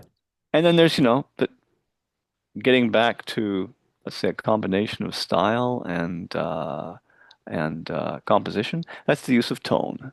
And as you can see, Hmm. a little bit of tone goes a long way. And this is nicely done. You can sort of see those things which again are sort of considered to be elements which are at the edges of the picture and kind of framing the action. She's assigned those that simple gray tone, and she hasn't worried about getting in and rendering them all, and it's working quite well. And you've got this big sort of shape. You can sort of detect this shape that is left there as a result, which is where the action is taking place. So there you go. I mean, so what did I say? I mean, I said you've got uh, composition, you've got sort of style, and you've got perspective. And if the thing is calling out for perspective, make sure that you have some evidence of that perspective, or some evidence of use of perspective. So, I mean, maybe that could be the boards on the floor. That could be you could even, I would say, perspective is in I think here. I this mean, knife here is a great yeah, example that's a good of how example. it's There's something, pointing. yeah, where he's trying, Yeah. yeah, she's tried to portray something which is foreshortened. It's like sort of Yeah. at an angle where, Going yeah, forward. it's a long thing, but one end of it is facing you and the other end is far, far away from you, but you're having to, draw it, and because of the foreshortening, it actually doesn't take up that much length, and you have to make, Yeah. you're trying to make it look like it's sitting properly in space. So Yeah. that's a thing. That's a good tip. Thank you, Jerry. Thanks for pointing that out because that's a good one. Um, Yeah. No yeah. problem.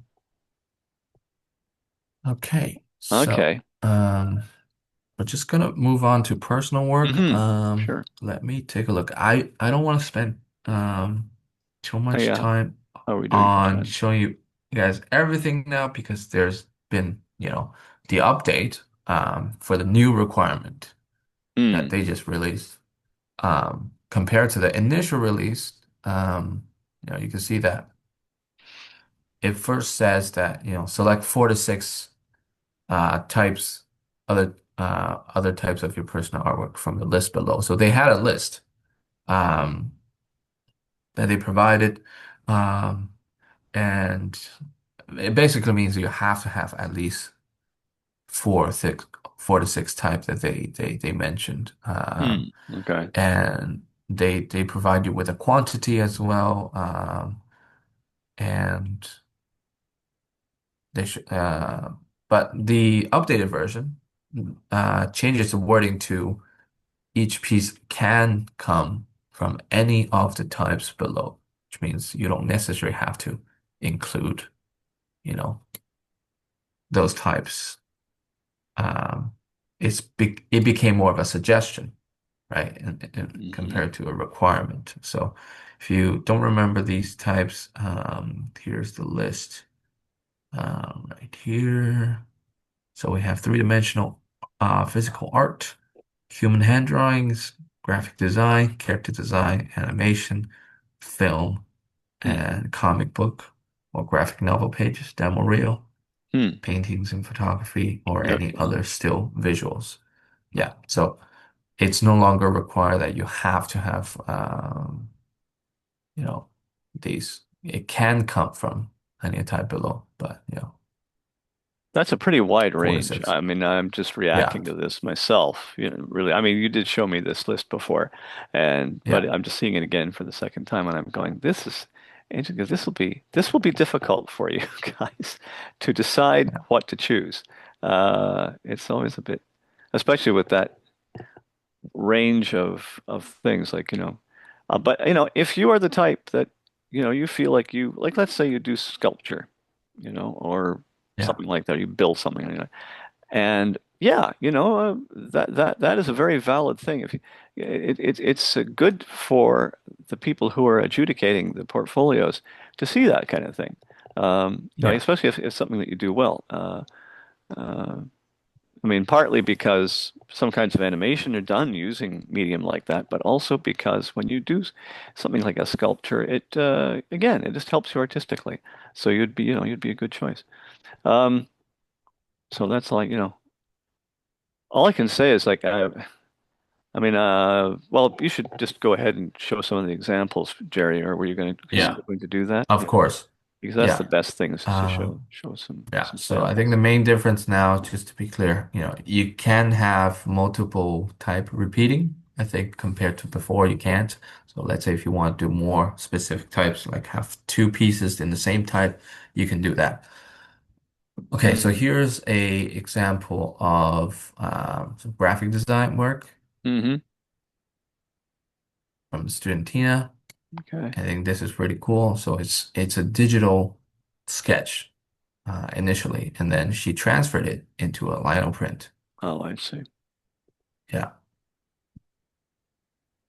And And if yeah, I think I this mean, is a I'm assuming, and beautiful, if any, I hope that you people call realize this what's a going on title. there because she's actually Yeah. had to do something which was something involving cutting a block and then using paper and ink and creating a print, right?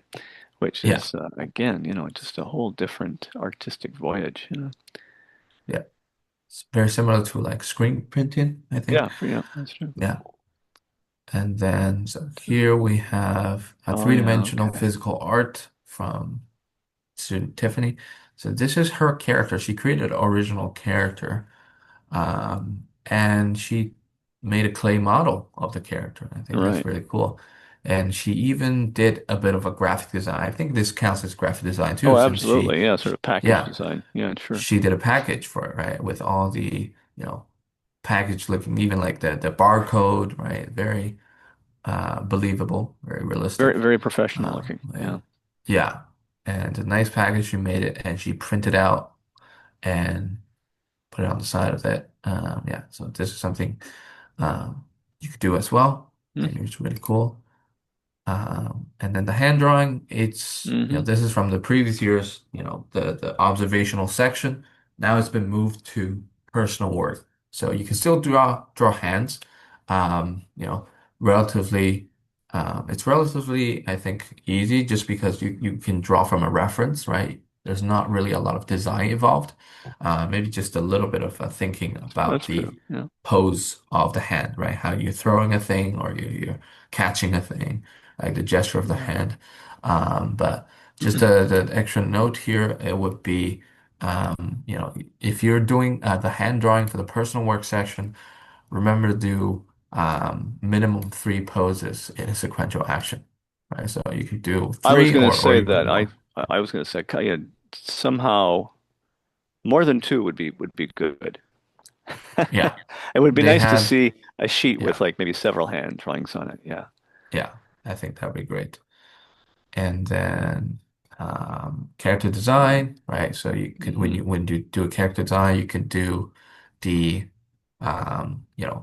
different view, like the rotation. You can also do expressions. I think this would count more towards the maybe the drawing section, like the painting and any visual art section, because for the character Okay. design section, they ask you to draw 10 poses of a single character on a single page. Oh, okay. Yeah, very specific. Um, yeah, it's got to be a big page then if you're putting 10 poses on one page. Show movement or attention to expressions is on a particular color Hmm. polished. Yeah, if you want to color, it'd be great. I think this would be probably a better Hmm. example. Like you don't Hmm. have to Yep. polish it up as much, right? You can see how the line's still a little rough, which I prefer. I think this looks really good. Um, I agree, but I and it's think yeah, when it comes to the personal work, if you're thinking of it in terms of, pages from your sketchbook, yeah, the rough work is great. It's really good to see rough work because very often that's where you see someone's thinking. You can sort of yeah, see their process, kind of how they've built up, the drawing or whatever. So leave the rough lines in there.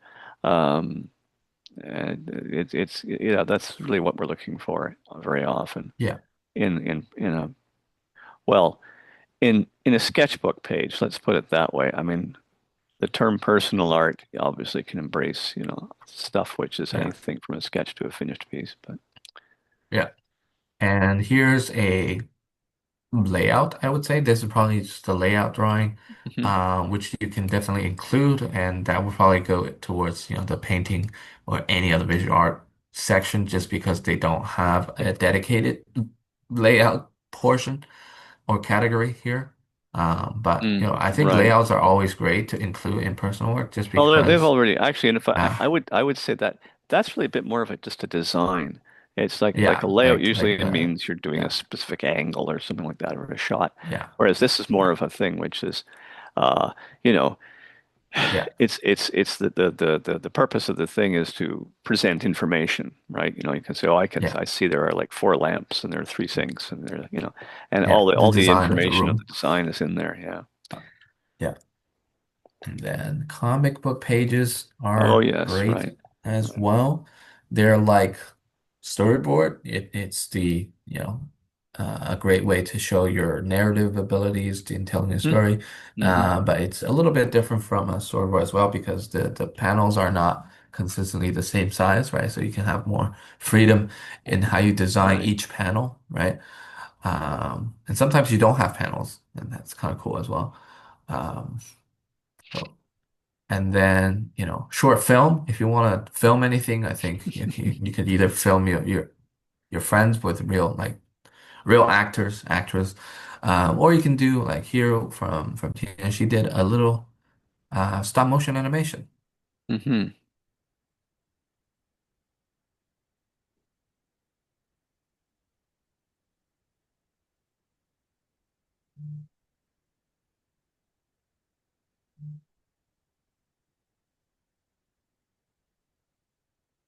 Now, of course, if you don't want to do stop motion animation, you can always Oh, it keeps draw going. I thought that was the or end. yeah, or use 3D software. It's actually quite long. It's like almost 2 minutes. What's the is there um limits on how long it can be? So if you are making a short film for Sheridan requirement, um, It, it it, has a limitation in maximum one oh, file less less than than five 5 minutes. minutes. Yeah, Even so 5 minutes this is is long. yeah, this is okay. Yeah, This is only 2 minutes long. Yeah, because I will say this, folks.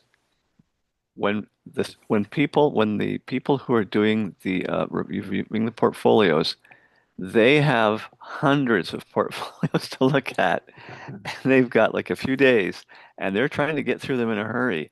And yeah, very often they may not stay and linger on like a specific image, or they may, if you've submitted a film which is 5 minutes long, they may not even watch the whole thing. And so, yeah, just keep that kind of thing in mind. Whatever you submit, in any of these categories, make sure it's like fairly direct, doesn't require a lot of analysis, things like that, because yeah. they're trying to review them quickly. And So make sure your then designs are strong, read well, yeah, et cetera, et cetera. Yeah. if you have animation work, you could either put it into separate files here, 5 to 90 seconds per file, or if you have multiple clips that are shorter, I I suggest you put it into a demo reel as well. A demo reel is basically a compilation of short Mm. clips of animations. Um, or you could put different subject together as well. Like for example, you can have animation or film or other work all in the same reel. And then here I have an example from Joanna as well, which is really good. Hmm. Okay.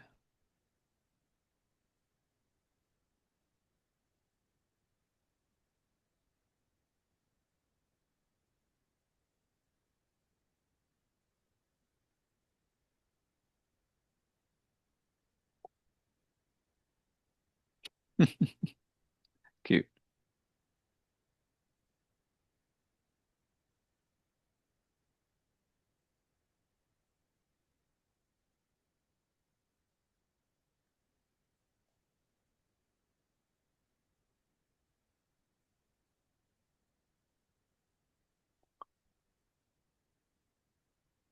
Hmm.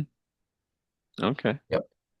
So yeah, that's it for the personal work. So you guys should have a rough Yeah. idea on what you should do, what type of quality that you should aim for, and then Yeah. the I think those best are all good examples. yeah. Sure. Yeah. The best way to do this is definitely make sure you got, the The most one amount thing, of one thing I would say is variety. that the Yeah. two examples you showed of the layout work, they were Uh-huh. really clean. And I don't Right. think you, I would say to everyone, your drawings don't have to be that clean. Yeah. I I mean, agree as well. Yeah. a certain amount of resolution. I mean, like something that's like been cleaned up to an extent is good, definitely, but they don't have to be like ink lines or something like that. Yeah. I think that's probably from the result of how everything is all digital now because, digital mediums are much easier Well, to that's clean true. up, That is true. right? Yeah, You could just do a layer on top of it. But with traditional, it's always harder to clean up because you're drawing a new drawing yeah, and any mistake, if and you're inking it, yeah, you might need to restart. but again, I will Yeah. emphasize with personal work, especially. I would not like. I kind of like the roughness of the stuff that we've seen here. I mean, Yeah. it's not too slick. It's not too. you know what I mean? It's still, Yeah, I don't know, I guess the comic page was pretty cleaned up, but yeah, even the little demo reel there at the end, kind of had some rough edges around it, and that's kind of welcome. Again, yeah, it's process. I mean, what actually was nice to see in some of those examples was there was sort of some stages, right? Like there was sort of like a rough, and then a clean, and then color, or something like that, and that shows, that shows the process that you are having to go through in order to, come up with something at the end. And that's good to see. yeah, And that's a thing to keep in mind when you're submitting the yeah. personal work. Yeah, and the same thing applies to the sketchbook, right? Uh, we can see in the pro Oh, tips yeah. here as well. They want rough, raw, not cleaned up for your sketchbook. Don't erase. Keep your lines, construction drawings, so we can see the process and yeah, see your progress, progression, experimentation. Yeah, so I'm just gonna go through the sketchbook pages real Now quickly. I'm confused. Yeah. Is the sketchbook separate from the personal art? Or is So it the one of the sketchbook things you could submit as personal art? is under the personal artwork Yeah, oh, it is. section, Okay, okay. yeah, but it's not included in one of the four to All six right. pieces, so it's standalone. It's a standalone. Okay, fine. Yeah, Okay, so you that's good. have to, That's good yeah, to include a that's good to make that sketchbook clear. Okay. section. Yeah, and it's 15 pages from your personal sketchbook, and Hmm. just put it into a PDF file. So here's some All right. examples. I think these are great. It could either be observational. I think if you Sure. draw a lot daily, if you carry your sketchbook around with you a lot, you're most likely going to have a lot of these observational drawings, like perhaps from, a restaurant here. Hmm. Of course, you can choose to stylize it Oh, yes, of in course. in the Yeah. way you prefer. So this one is definitely more stylized and more cartoonish. Um, and you could do Hmm. designs, Yeah, that right? kind of thing Just is great. play with Yeah. designs, right?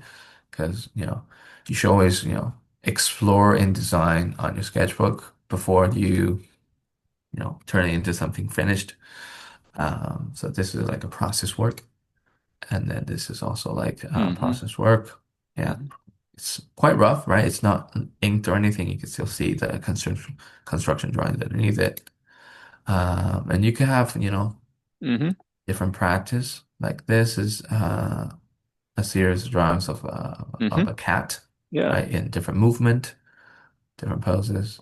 those are great. Yeah, Yeah. yeah. And you see the construction drawings as well, right? The marker strokes are the constructions. And then it could be, just And explorations in designs here as well. right. People drawing different figures. Yeah. So you can use different medium, right? Try to Or include a little what's bit the of a word color, I think. for something like that? It's just straight from your brain onto the paper.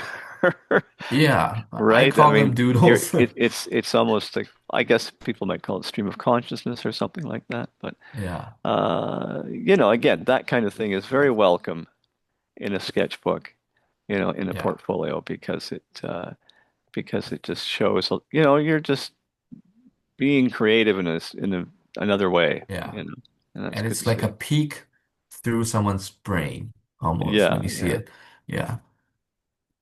Okay, so I think that's all for the examples. All right. So we actually went over the time, Hmm. the original time a little bit, but now we're gonna have a Q&A section. Oh, okay. Um, Yes, yeah, that's great. so yeah, for any of you that has any sort of questions about the portfolio or any questions for Scott, yeah, you Hmm. can perhaps, I think it'll be easier if you, um, I guess, you can either type in the chat or you could, Just yeah, just going to, unmute yeah, where's yourself. the, I'm just gonna, Yeah. where's the chat window? Uh, Caption. Okay. Just looking to Yeah. see. So Oh, first, I I see it. I see the chat, right? So we have a question from Katie. Katie, so for the hand drawing, three drawing sequential, meaning the three drawing to be There it is. part of Okay. one action. Yes, that's exactly what it means. So basically three um, you know, drawings that flows into one continuous movement. I Okay. see. I see. Yeah. And yeah, and the next question from Maria would be, would you say it's important to show perspective in a short animation? And that's a Oh, good well, question. I would say it depends on the style, of course. I Right. mean, if you've got a style which is very graphic, or, how would I term that? Something which is, really like what's the word? Like very stylized, very well, this one here, as you can see, it's kind of a mix. It's Yeah. not, of course, it's got some fun elements to it, but it's depicting something that's fairly natural. So you can sort of see those lines. Well, you can see like the hole in the ice or whatever it is sort of an Yeah. ellipse, and then you can see the lines that are have been drawn. Just kind of that indicate the staging area for the animation. Yeah. Those lines, very much, yeah, those are perfect because they definitely suggest a ground plane, and that's very helpful. Yeah, that is helpful. Hmm. So I would say Yeah. yes, So yes, in a word, yes. Do yeah, try and indicate a little bit of perspective when you're in your animation test. Yeah. great. Yeah. So again, some students don't necessarily include a full background like this one, but they what they do in alternative is they do a little bit of a grid to show the Yeah, ground plane. a I little bit think of grid that's is good too. fine. Yeah, Yeah. or Right. if you think of some And then the diagrams. next question is, should we include our process slash thinking work in our sketchbook section? I think, yeah, Where's we did that? mention that. What I see Um, strategies. I see Miriam. I see Blue. I see. Oh, Sydney. It's Sydney who said that. Should Sydney, we yeah, should we include your process thinking work in your sketchbook section? Well, I would say yes, because that's probably the best opportunity you're going to have. I yeah, mean, certainly process will be visible in many of the other ones, in life drawing, in the uh, what were the other aspects of the layout, the yeah, so-called layout, uh, the um, the animation test. I mean, it kind of depends on how much, but the sketchbook section, I mean, like this one right here that's visible right here, you can sort of see yeah, how the artist has kind of searched out those character drawings. Like there's a lot of underdrawing that's quite visible in that, and that's great. I mean, and this is probably the sketchbook is probably the one spot where you'll be able to sort of show off a lot more of that than anywhere else. So I would say, just in a word, yes. yeah. Yes, wherever you can. Yeah. Okay, the next question is from Blue. What strategy do you think works best in helping to fill up your sketchbook as much as possible and not just filled with unfinished Oh, drawings or doodles? well, let's see. Let's see. I would say, okay, and again, let's take this as an example. Somebody probably thought, okay, sort of elfish character, and then they started drawing, and then then you start thinking of other things. Like you start thinking, is it sort of an evil character or is it sort of a friendly character?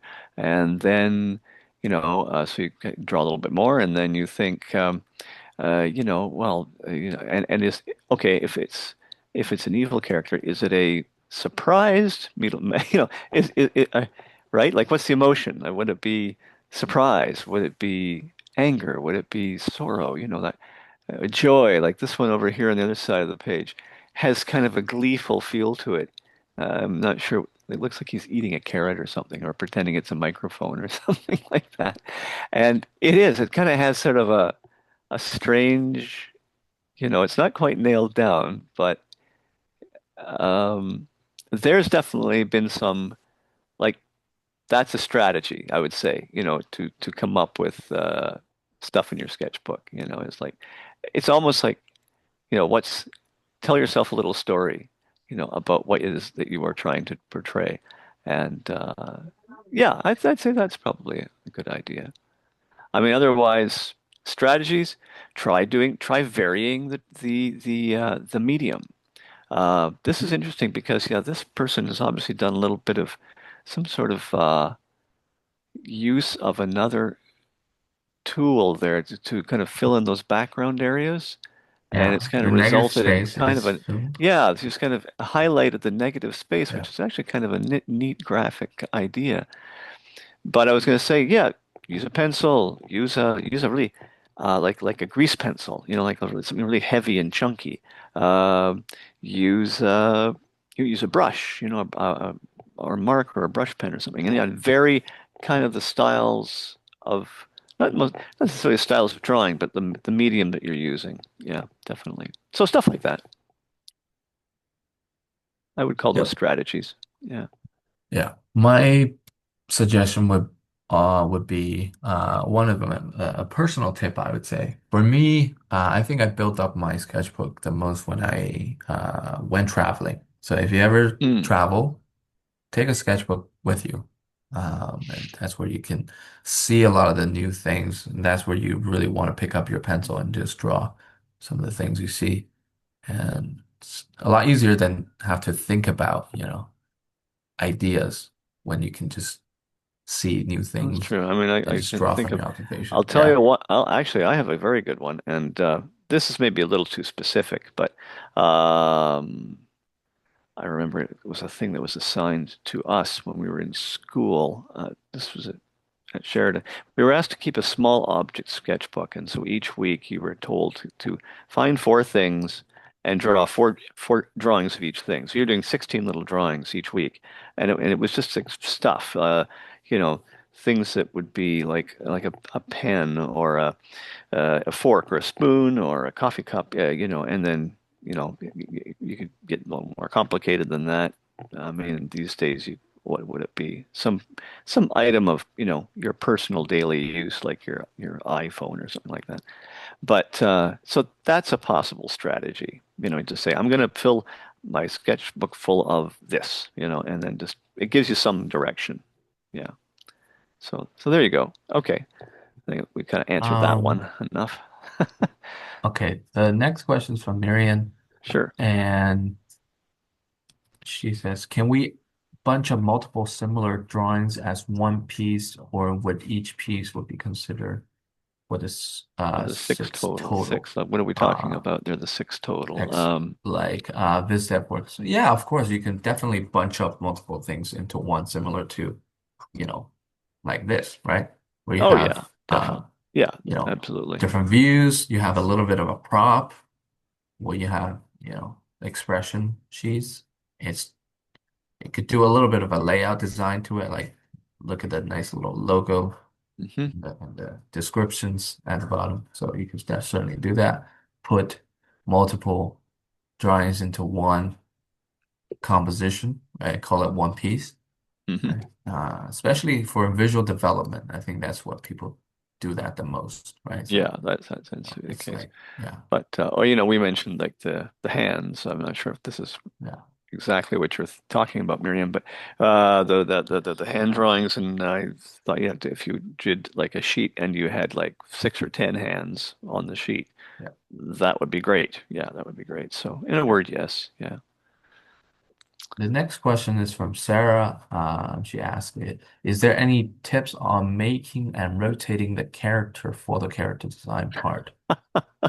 Yeah. Well, you know what you could do? You could uh you could make a model. I mean, that would Yeah. really be helpful.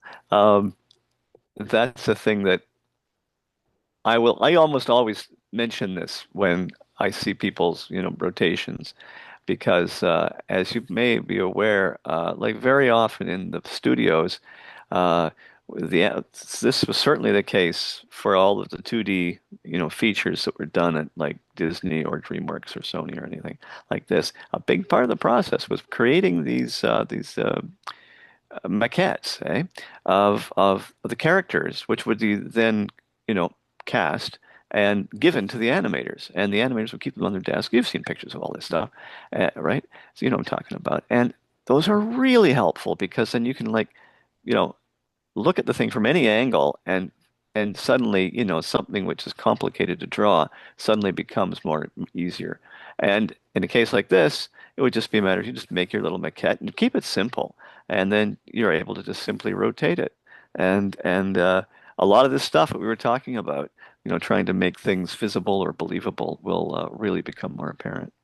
So that's an easy answer to that one. No, I mean, Yeah, I would not make a CG model and try and do it, only because right, the point here is to learn to see and to learn to draw. So really, it's better if you've got something that you can really like hold in your hand, I think is where you'll get the most out of it. And right. CG is just a different animal, that's all. But I mean, it would work. You could take the CG thing, rotate it, trace over it, and hey, there you go. Yeah. That's what they. I think That's it loses a lot of the I guess It does, the and life that's the out of thing. it. It Yeah, usually yeah, will come out in the drawing, and because you do that, you do the tracing, and the tracing will have a little bit of flatness to it because you haven't yeah. really, really done the work of searching, for the, what I don't know what to call it, for searching for the depth of things yourself, and that's a whole thing. That's a very big topic. But anyway, yeah, okay. But Next thanks. Good question. question. Very good Yeah, question. Yeah. yeah. The next question is from Sandos. Would a physical 3D model like a stage design or room Oh, I be a see. good Oh, personal? Yeah, yeah. I think. Actually, that Yeah, wouldn't be a bad thing. You could certainly, for a good yeah. in your personal work, yeah, like a little, I yeah, think little he's models referring to of, something we typically call a diorama. yeah, yeah, something like that. Yeah, Yeah. Yeah, so it's nice to have a physical, it's gonna show your ability to craft things as well, and definitely, that might definitely, be great if you're getting into stop motion animation, right? Which definitely absolutely. requires you Yep. to be very, Yeah. um, I mean, I remember we had a few. hands-on. Speaking of stuff like that, things would show up in people's portfolios. This is back when you could submit a real portfolio, and somebody would do that. You'd end up with an actual little sculpture or a little diorama. And of course, it was it was always very fun, but it just became obviously it's a bit of an issue. Like, how do you get something like that through the mail? And you have to deliver a package and all that kind of thing. Well, obviously that's not an issue now because we're talking about this just being, digital submissions. Uh, so, you don't have to worry about sending us the real thing. But yes, that would be perfectly all right. Okay. The next question is from Jenna.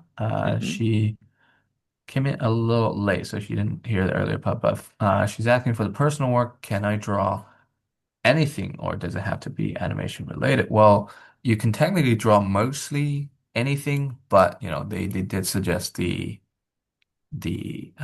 types to be better if you include these type of work, which Oh, I is know. Yeah, where was that again? yeah. Yeah, so Yeah, we're personal talking work about options. progress They work. do provide you with options. So you can Yes, just strictly right. follow the list, right? So pick from these options. They're usually preferred. And if you do follow these options, make sure you follow the quantity as well, right? So Yeah. they do have a limitation on But no, quantity for I the would say it quantity. doesn't have to be animation related. I mean, if you Yeah. have, well, I suppose you could say, let me try to think. What would not be animation related? Like a Um, very like an illustrated work, I'd say. yeah, Very that's right. much, Right. Some sort of yeah. something that was more illustration or Yeah. or technical illustration. But all Yeah. those things could be turned into animation too. It's like almost anything you can think of could be animation related. Yeah. But I hear what you're saying. Yeah, Yeah. Just have a look at the list. I yeah, think, yeah. you'll have a better idea of what you want to include from this list because everybody's going to look at the list and they're going to have a different thought on this. Like there'll be things that you're good at, something that you're not familiar with, and you want to pick those things that you're more familiar with, right? So if you do a lot of animation, pick the animation part. If you like to film on your own, you know, um, for example, school projects are allowed for this Right. particular category. High school or post-secondary projects are accepted. If you do film class in school, this is something you can include as well. But if you don't have any experience in filming, then you don't have to include this one. Okay. Next question is from Okay. Blue. I just struggle with putting ideas to paper, and if I try, it just looks bad. Okay. Yeah, that's a Well, that common struggle, I say. let's see. How do we respond to that? It's probably not as bad as you think. That's what I would Yeah, say. I would say the Very same thing. often, yes, we always struggle with our, perception of ourselves, et cetera, et cetera. I mean, it's a huge thing. And don't, yeah, try not to let that be something that bothers you. Just, yeah, get something down there. Keep the pencil moving, get something down on paper, keep at it, and, you know, you'd be surprised. It actually will turn out looking not too badly. Right. But yeah, yeah, that's that's again a question that deserves a very long answer, and I don't think we quite have the time for it tonight. But Yeah. I respect the question Yeah. or the comment, if you want to call it that. I think as long as you're putting the ideas down on paper, it's progression. It's going to be, filling up your sketchbook. And by doing that, you'll see your own improvements as you do more of it. And you'll have a better idea of what you should do to improve as well. Uh, Um, okay, the next question is from Sydney. For the storyboard, how would you convey a smooth transition from one scene to the next without it being too oh fast boy. and that is confusing or too repetitive for the viewer? Okay, right. Okay. Um, Well, yeah. I would say, So well, camera angles. smooth transition from one scene to the next would be too fast. Well, the thing is, you don't really have to worry too much about that because, like the people who are looking at your storyboard, they can kind of take their own time to go from one sketch to the next if this is what you're thinking of. So, if it was on film, that's a bit different because then if you time the thing and it goes by too fast, yeah, people like might miss something, miss a story point or miss a, something that, is going to help them understand what's going on. But convey a smooth. Well, you could just. I'm not sure if you're. I certainly in the professional world, people put notes on everything, or you use arrows. You do little visual symbols, or or sound effects, or something like that, or motion lines, which will very often help suggest, like what you're trying to communicate, or help bridge, like a couple of sketches or something like that. So if that answer helps, uh, you know, then you can certainly, I believe, I don't think Sheridan's going to say, no, you can't use like arrows or something like that. But didn't see it in there anywhere. But that's what I would do. Yeah, just, or sometimes, have you noticed that sometimes in the Mhm. storyboards that people do for the big studios, they'll color a single little thing in a color, like a red, like they'll give somebody a red hat or something like that, right? And that little spot of red helps carry the viewer's eye from sketch to sketch. I mean, Yeah. there's a tip, okay, that, might I be would just helpful. say one thing is to watch for the position of things and the direction of things. Like let's say Yeah, if the character is moving from left to right in one panel, and if you're continuing that, it's probably better if you continue with the same direction. Don't flip that around right. because, viewers' Yeah, eyes tend to by stay and on large, one yes. position Yeah, yeah. um, when it moves to the next panel. Yeah. Okay. Next question would be, Yeah, thank you, Sydney. Okay. well, Blue said she takes her sketchbook everywhere. However, places she goes, are limited to Well, downtown, which is actually, I don't think that's a problem because I yeah. think, compared to where I live, it's not really in the center of the city. Downtown is a lot more interesting of a subject to draw all the time. Like architectures in terms of like people, there's more people, there's, different markets, different things going on, events Oh yes. compared to, if you're, I mean, yeah, if you're worried, if you want to be drawing natural uh, environments, like jungles and things like that, well, I don't know what to say. Um, go to a pet store or something, yeah. or a I mean, flower there's store. a lot of areas you can explore just within one small area. You just Hmm. have to be curious all the Yeah, time. I think yeah. that really helps you to find a You'd subject to be draw. you'd be surprised if you just simply go to whatever places you are able to go to, you will find something that will be definitely interesting to draw. Right. Okay. Next question is from Maria. Do you think it's good to have a little bit of let's say anatomy studies included, or is it better to do something that shows creativity and thinking more than skill knowledge? Um, Oh, I think anatomy study well, is good to include for sure. yeah, It yeah. shows your If you were again, curiosity in if drawing. Yeah. I would say if you apply it to some of the some of the portfolio requirement fields that we've just all gone through just now. Like for example, with the life drawing, that would be appropriate to show. Let's say you did a sketch.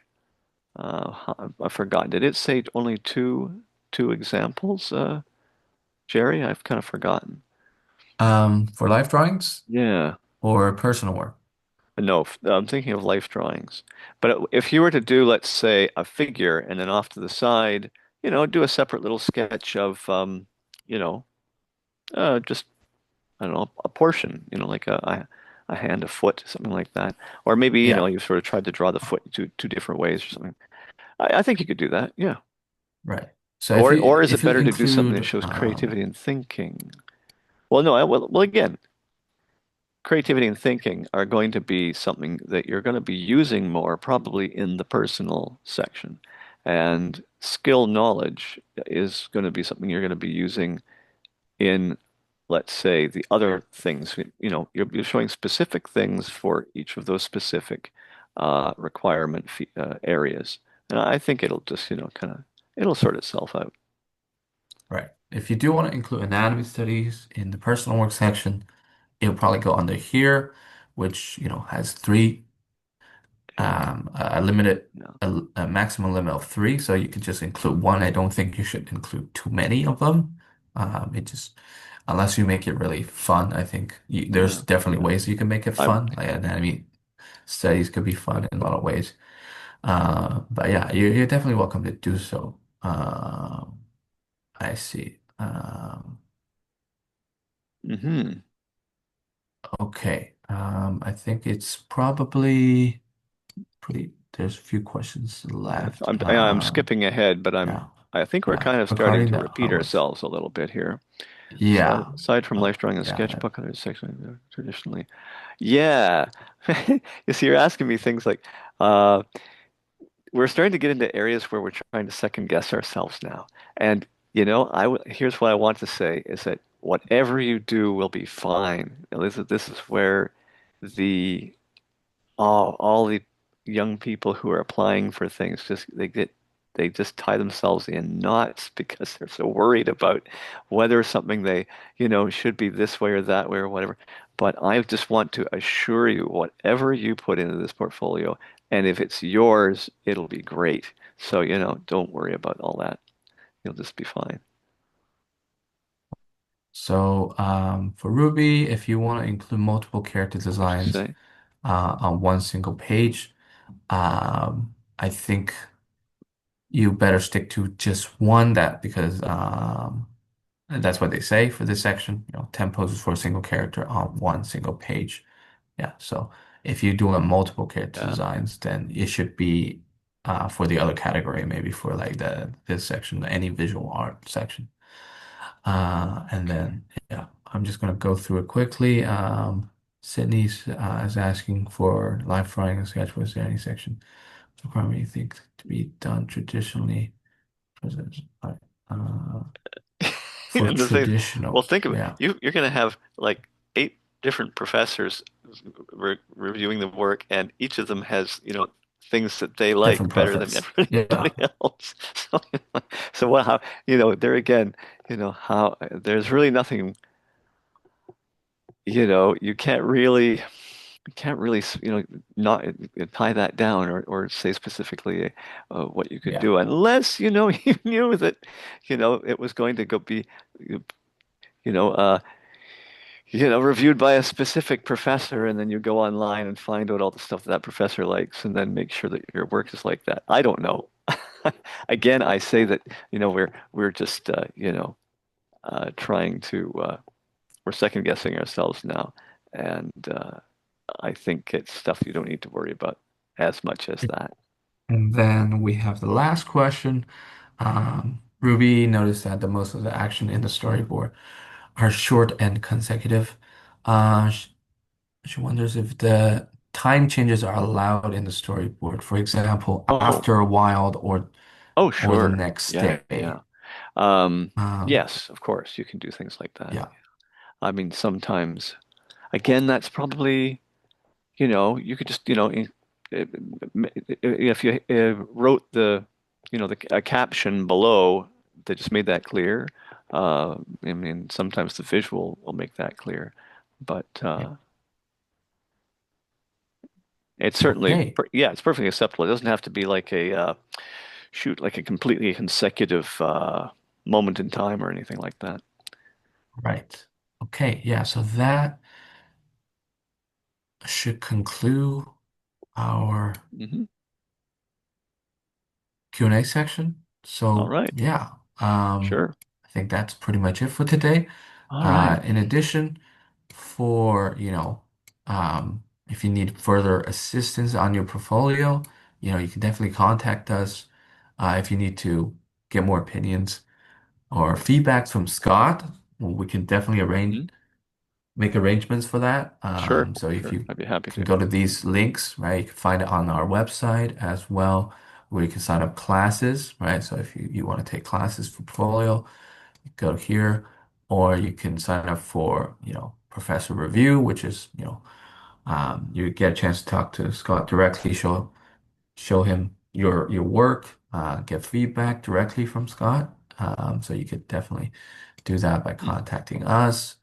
Um, yeah, so you can take a screenshot of the link if you need, but you can also just find it directly on our website, which is oriolestudios.ca. Hmm. And yeah, I think that should be it. Let me see if there's any other question. Right, the link is already posted in the chat as well, so if you can Hmm. open it up from the chat, that's great.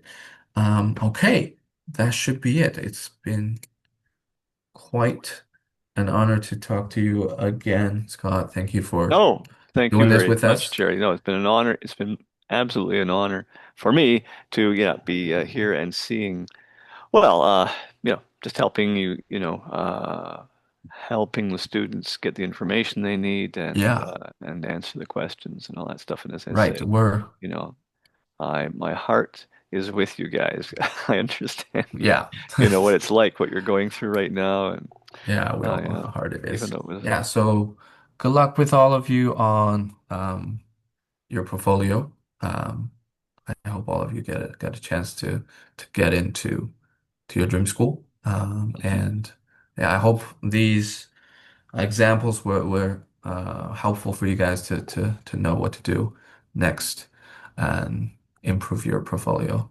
And yeah, feel free to contact us if you have any other questions in the future. Okay, thank you and good night. All right. Good luck, everyone. Okay. Okay, okay, good night. Okay, shall I just sign off then, Jerry? Yeah, We don't need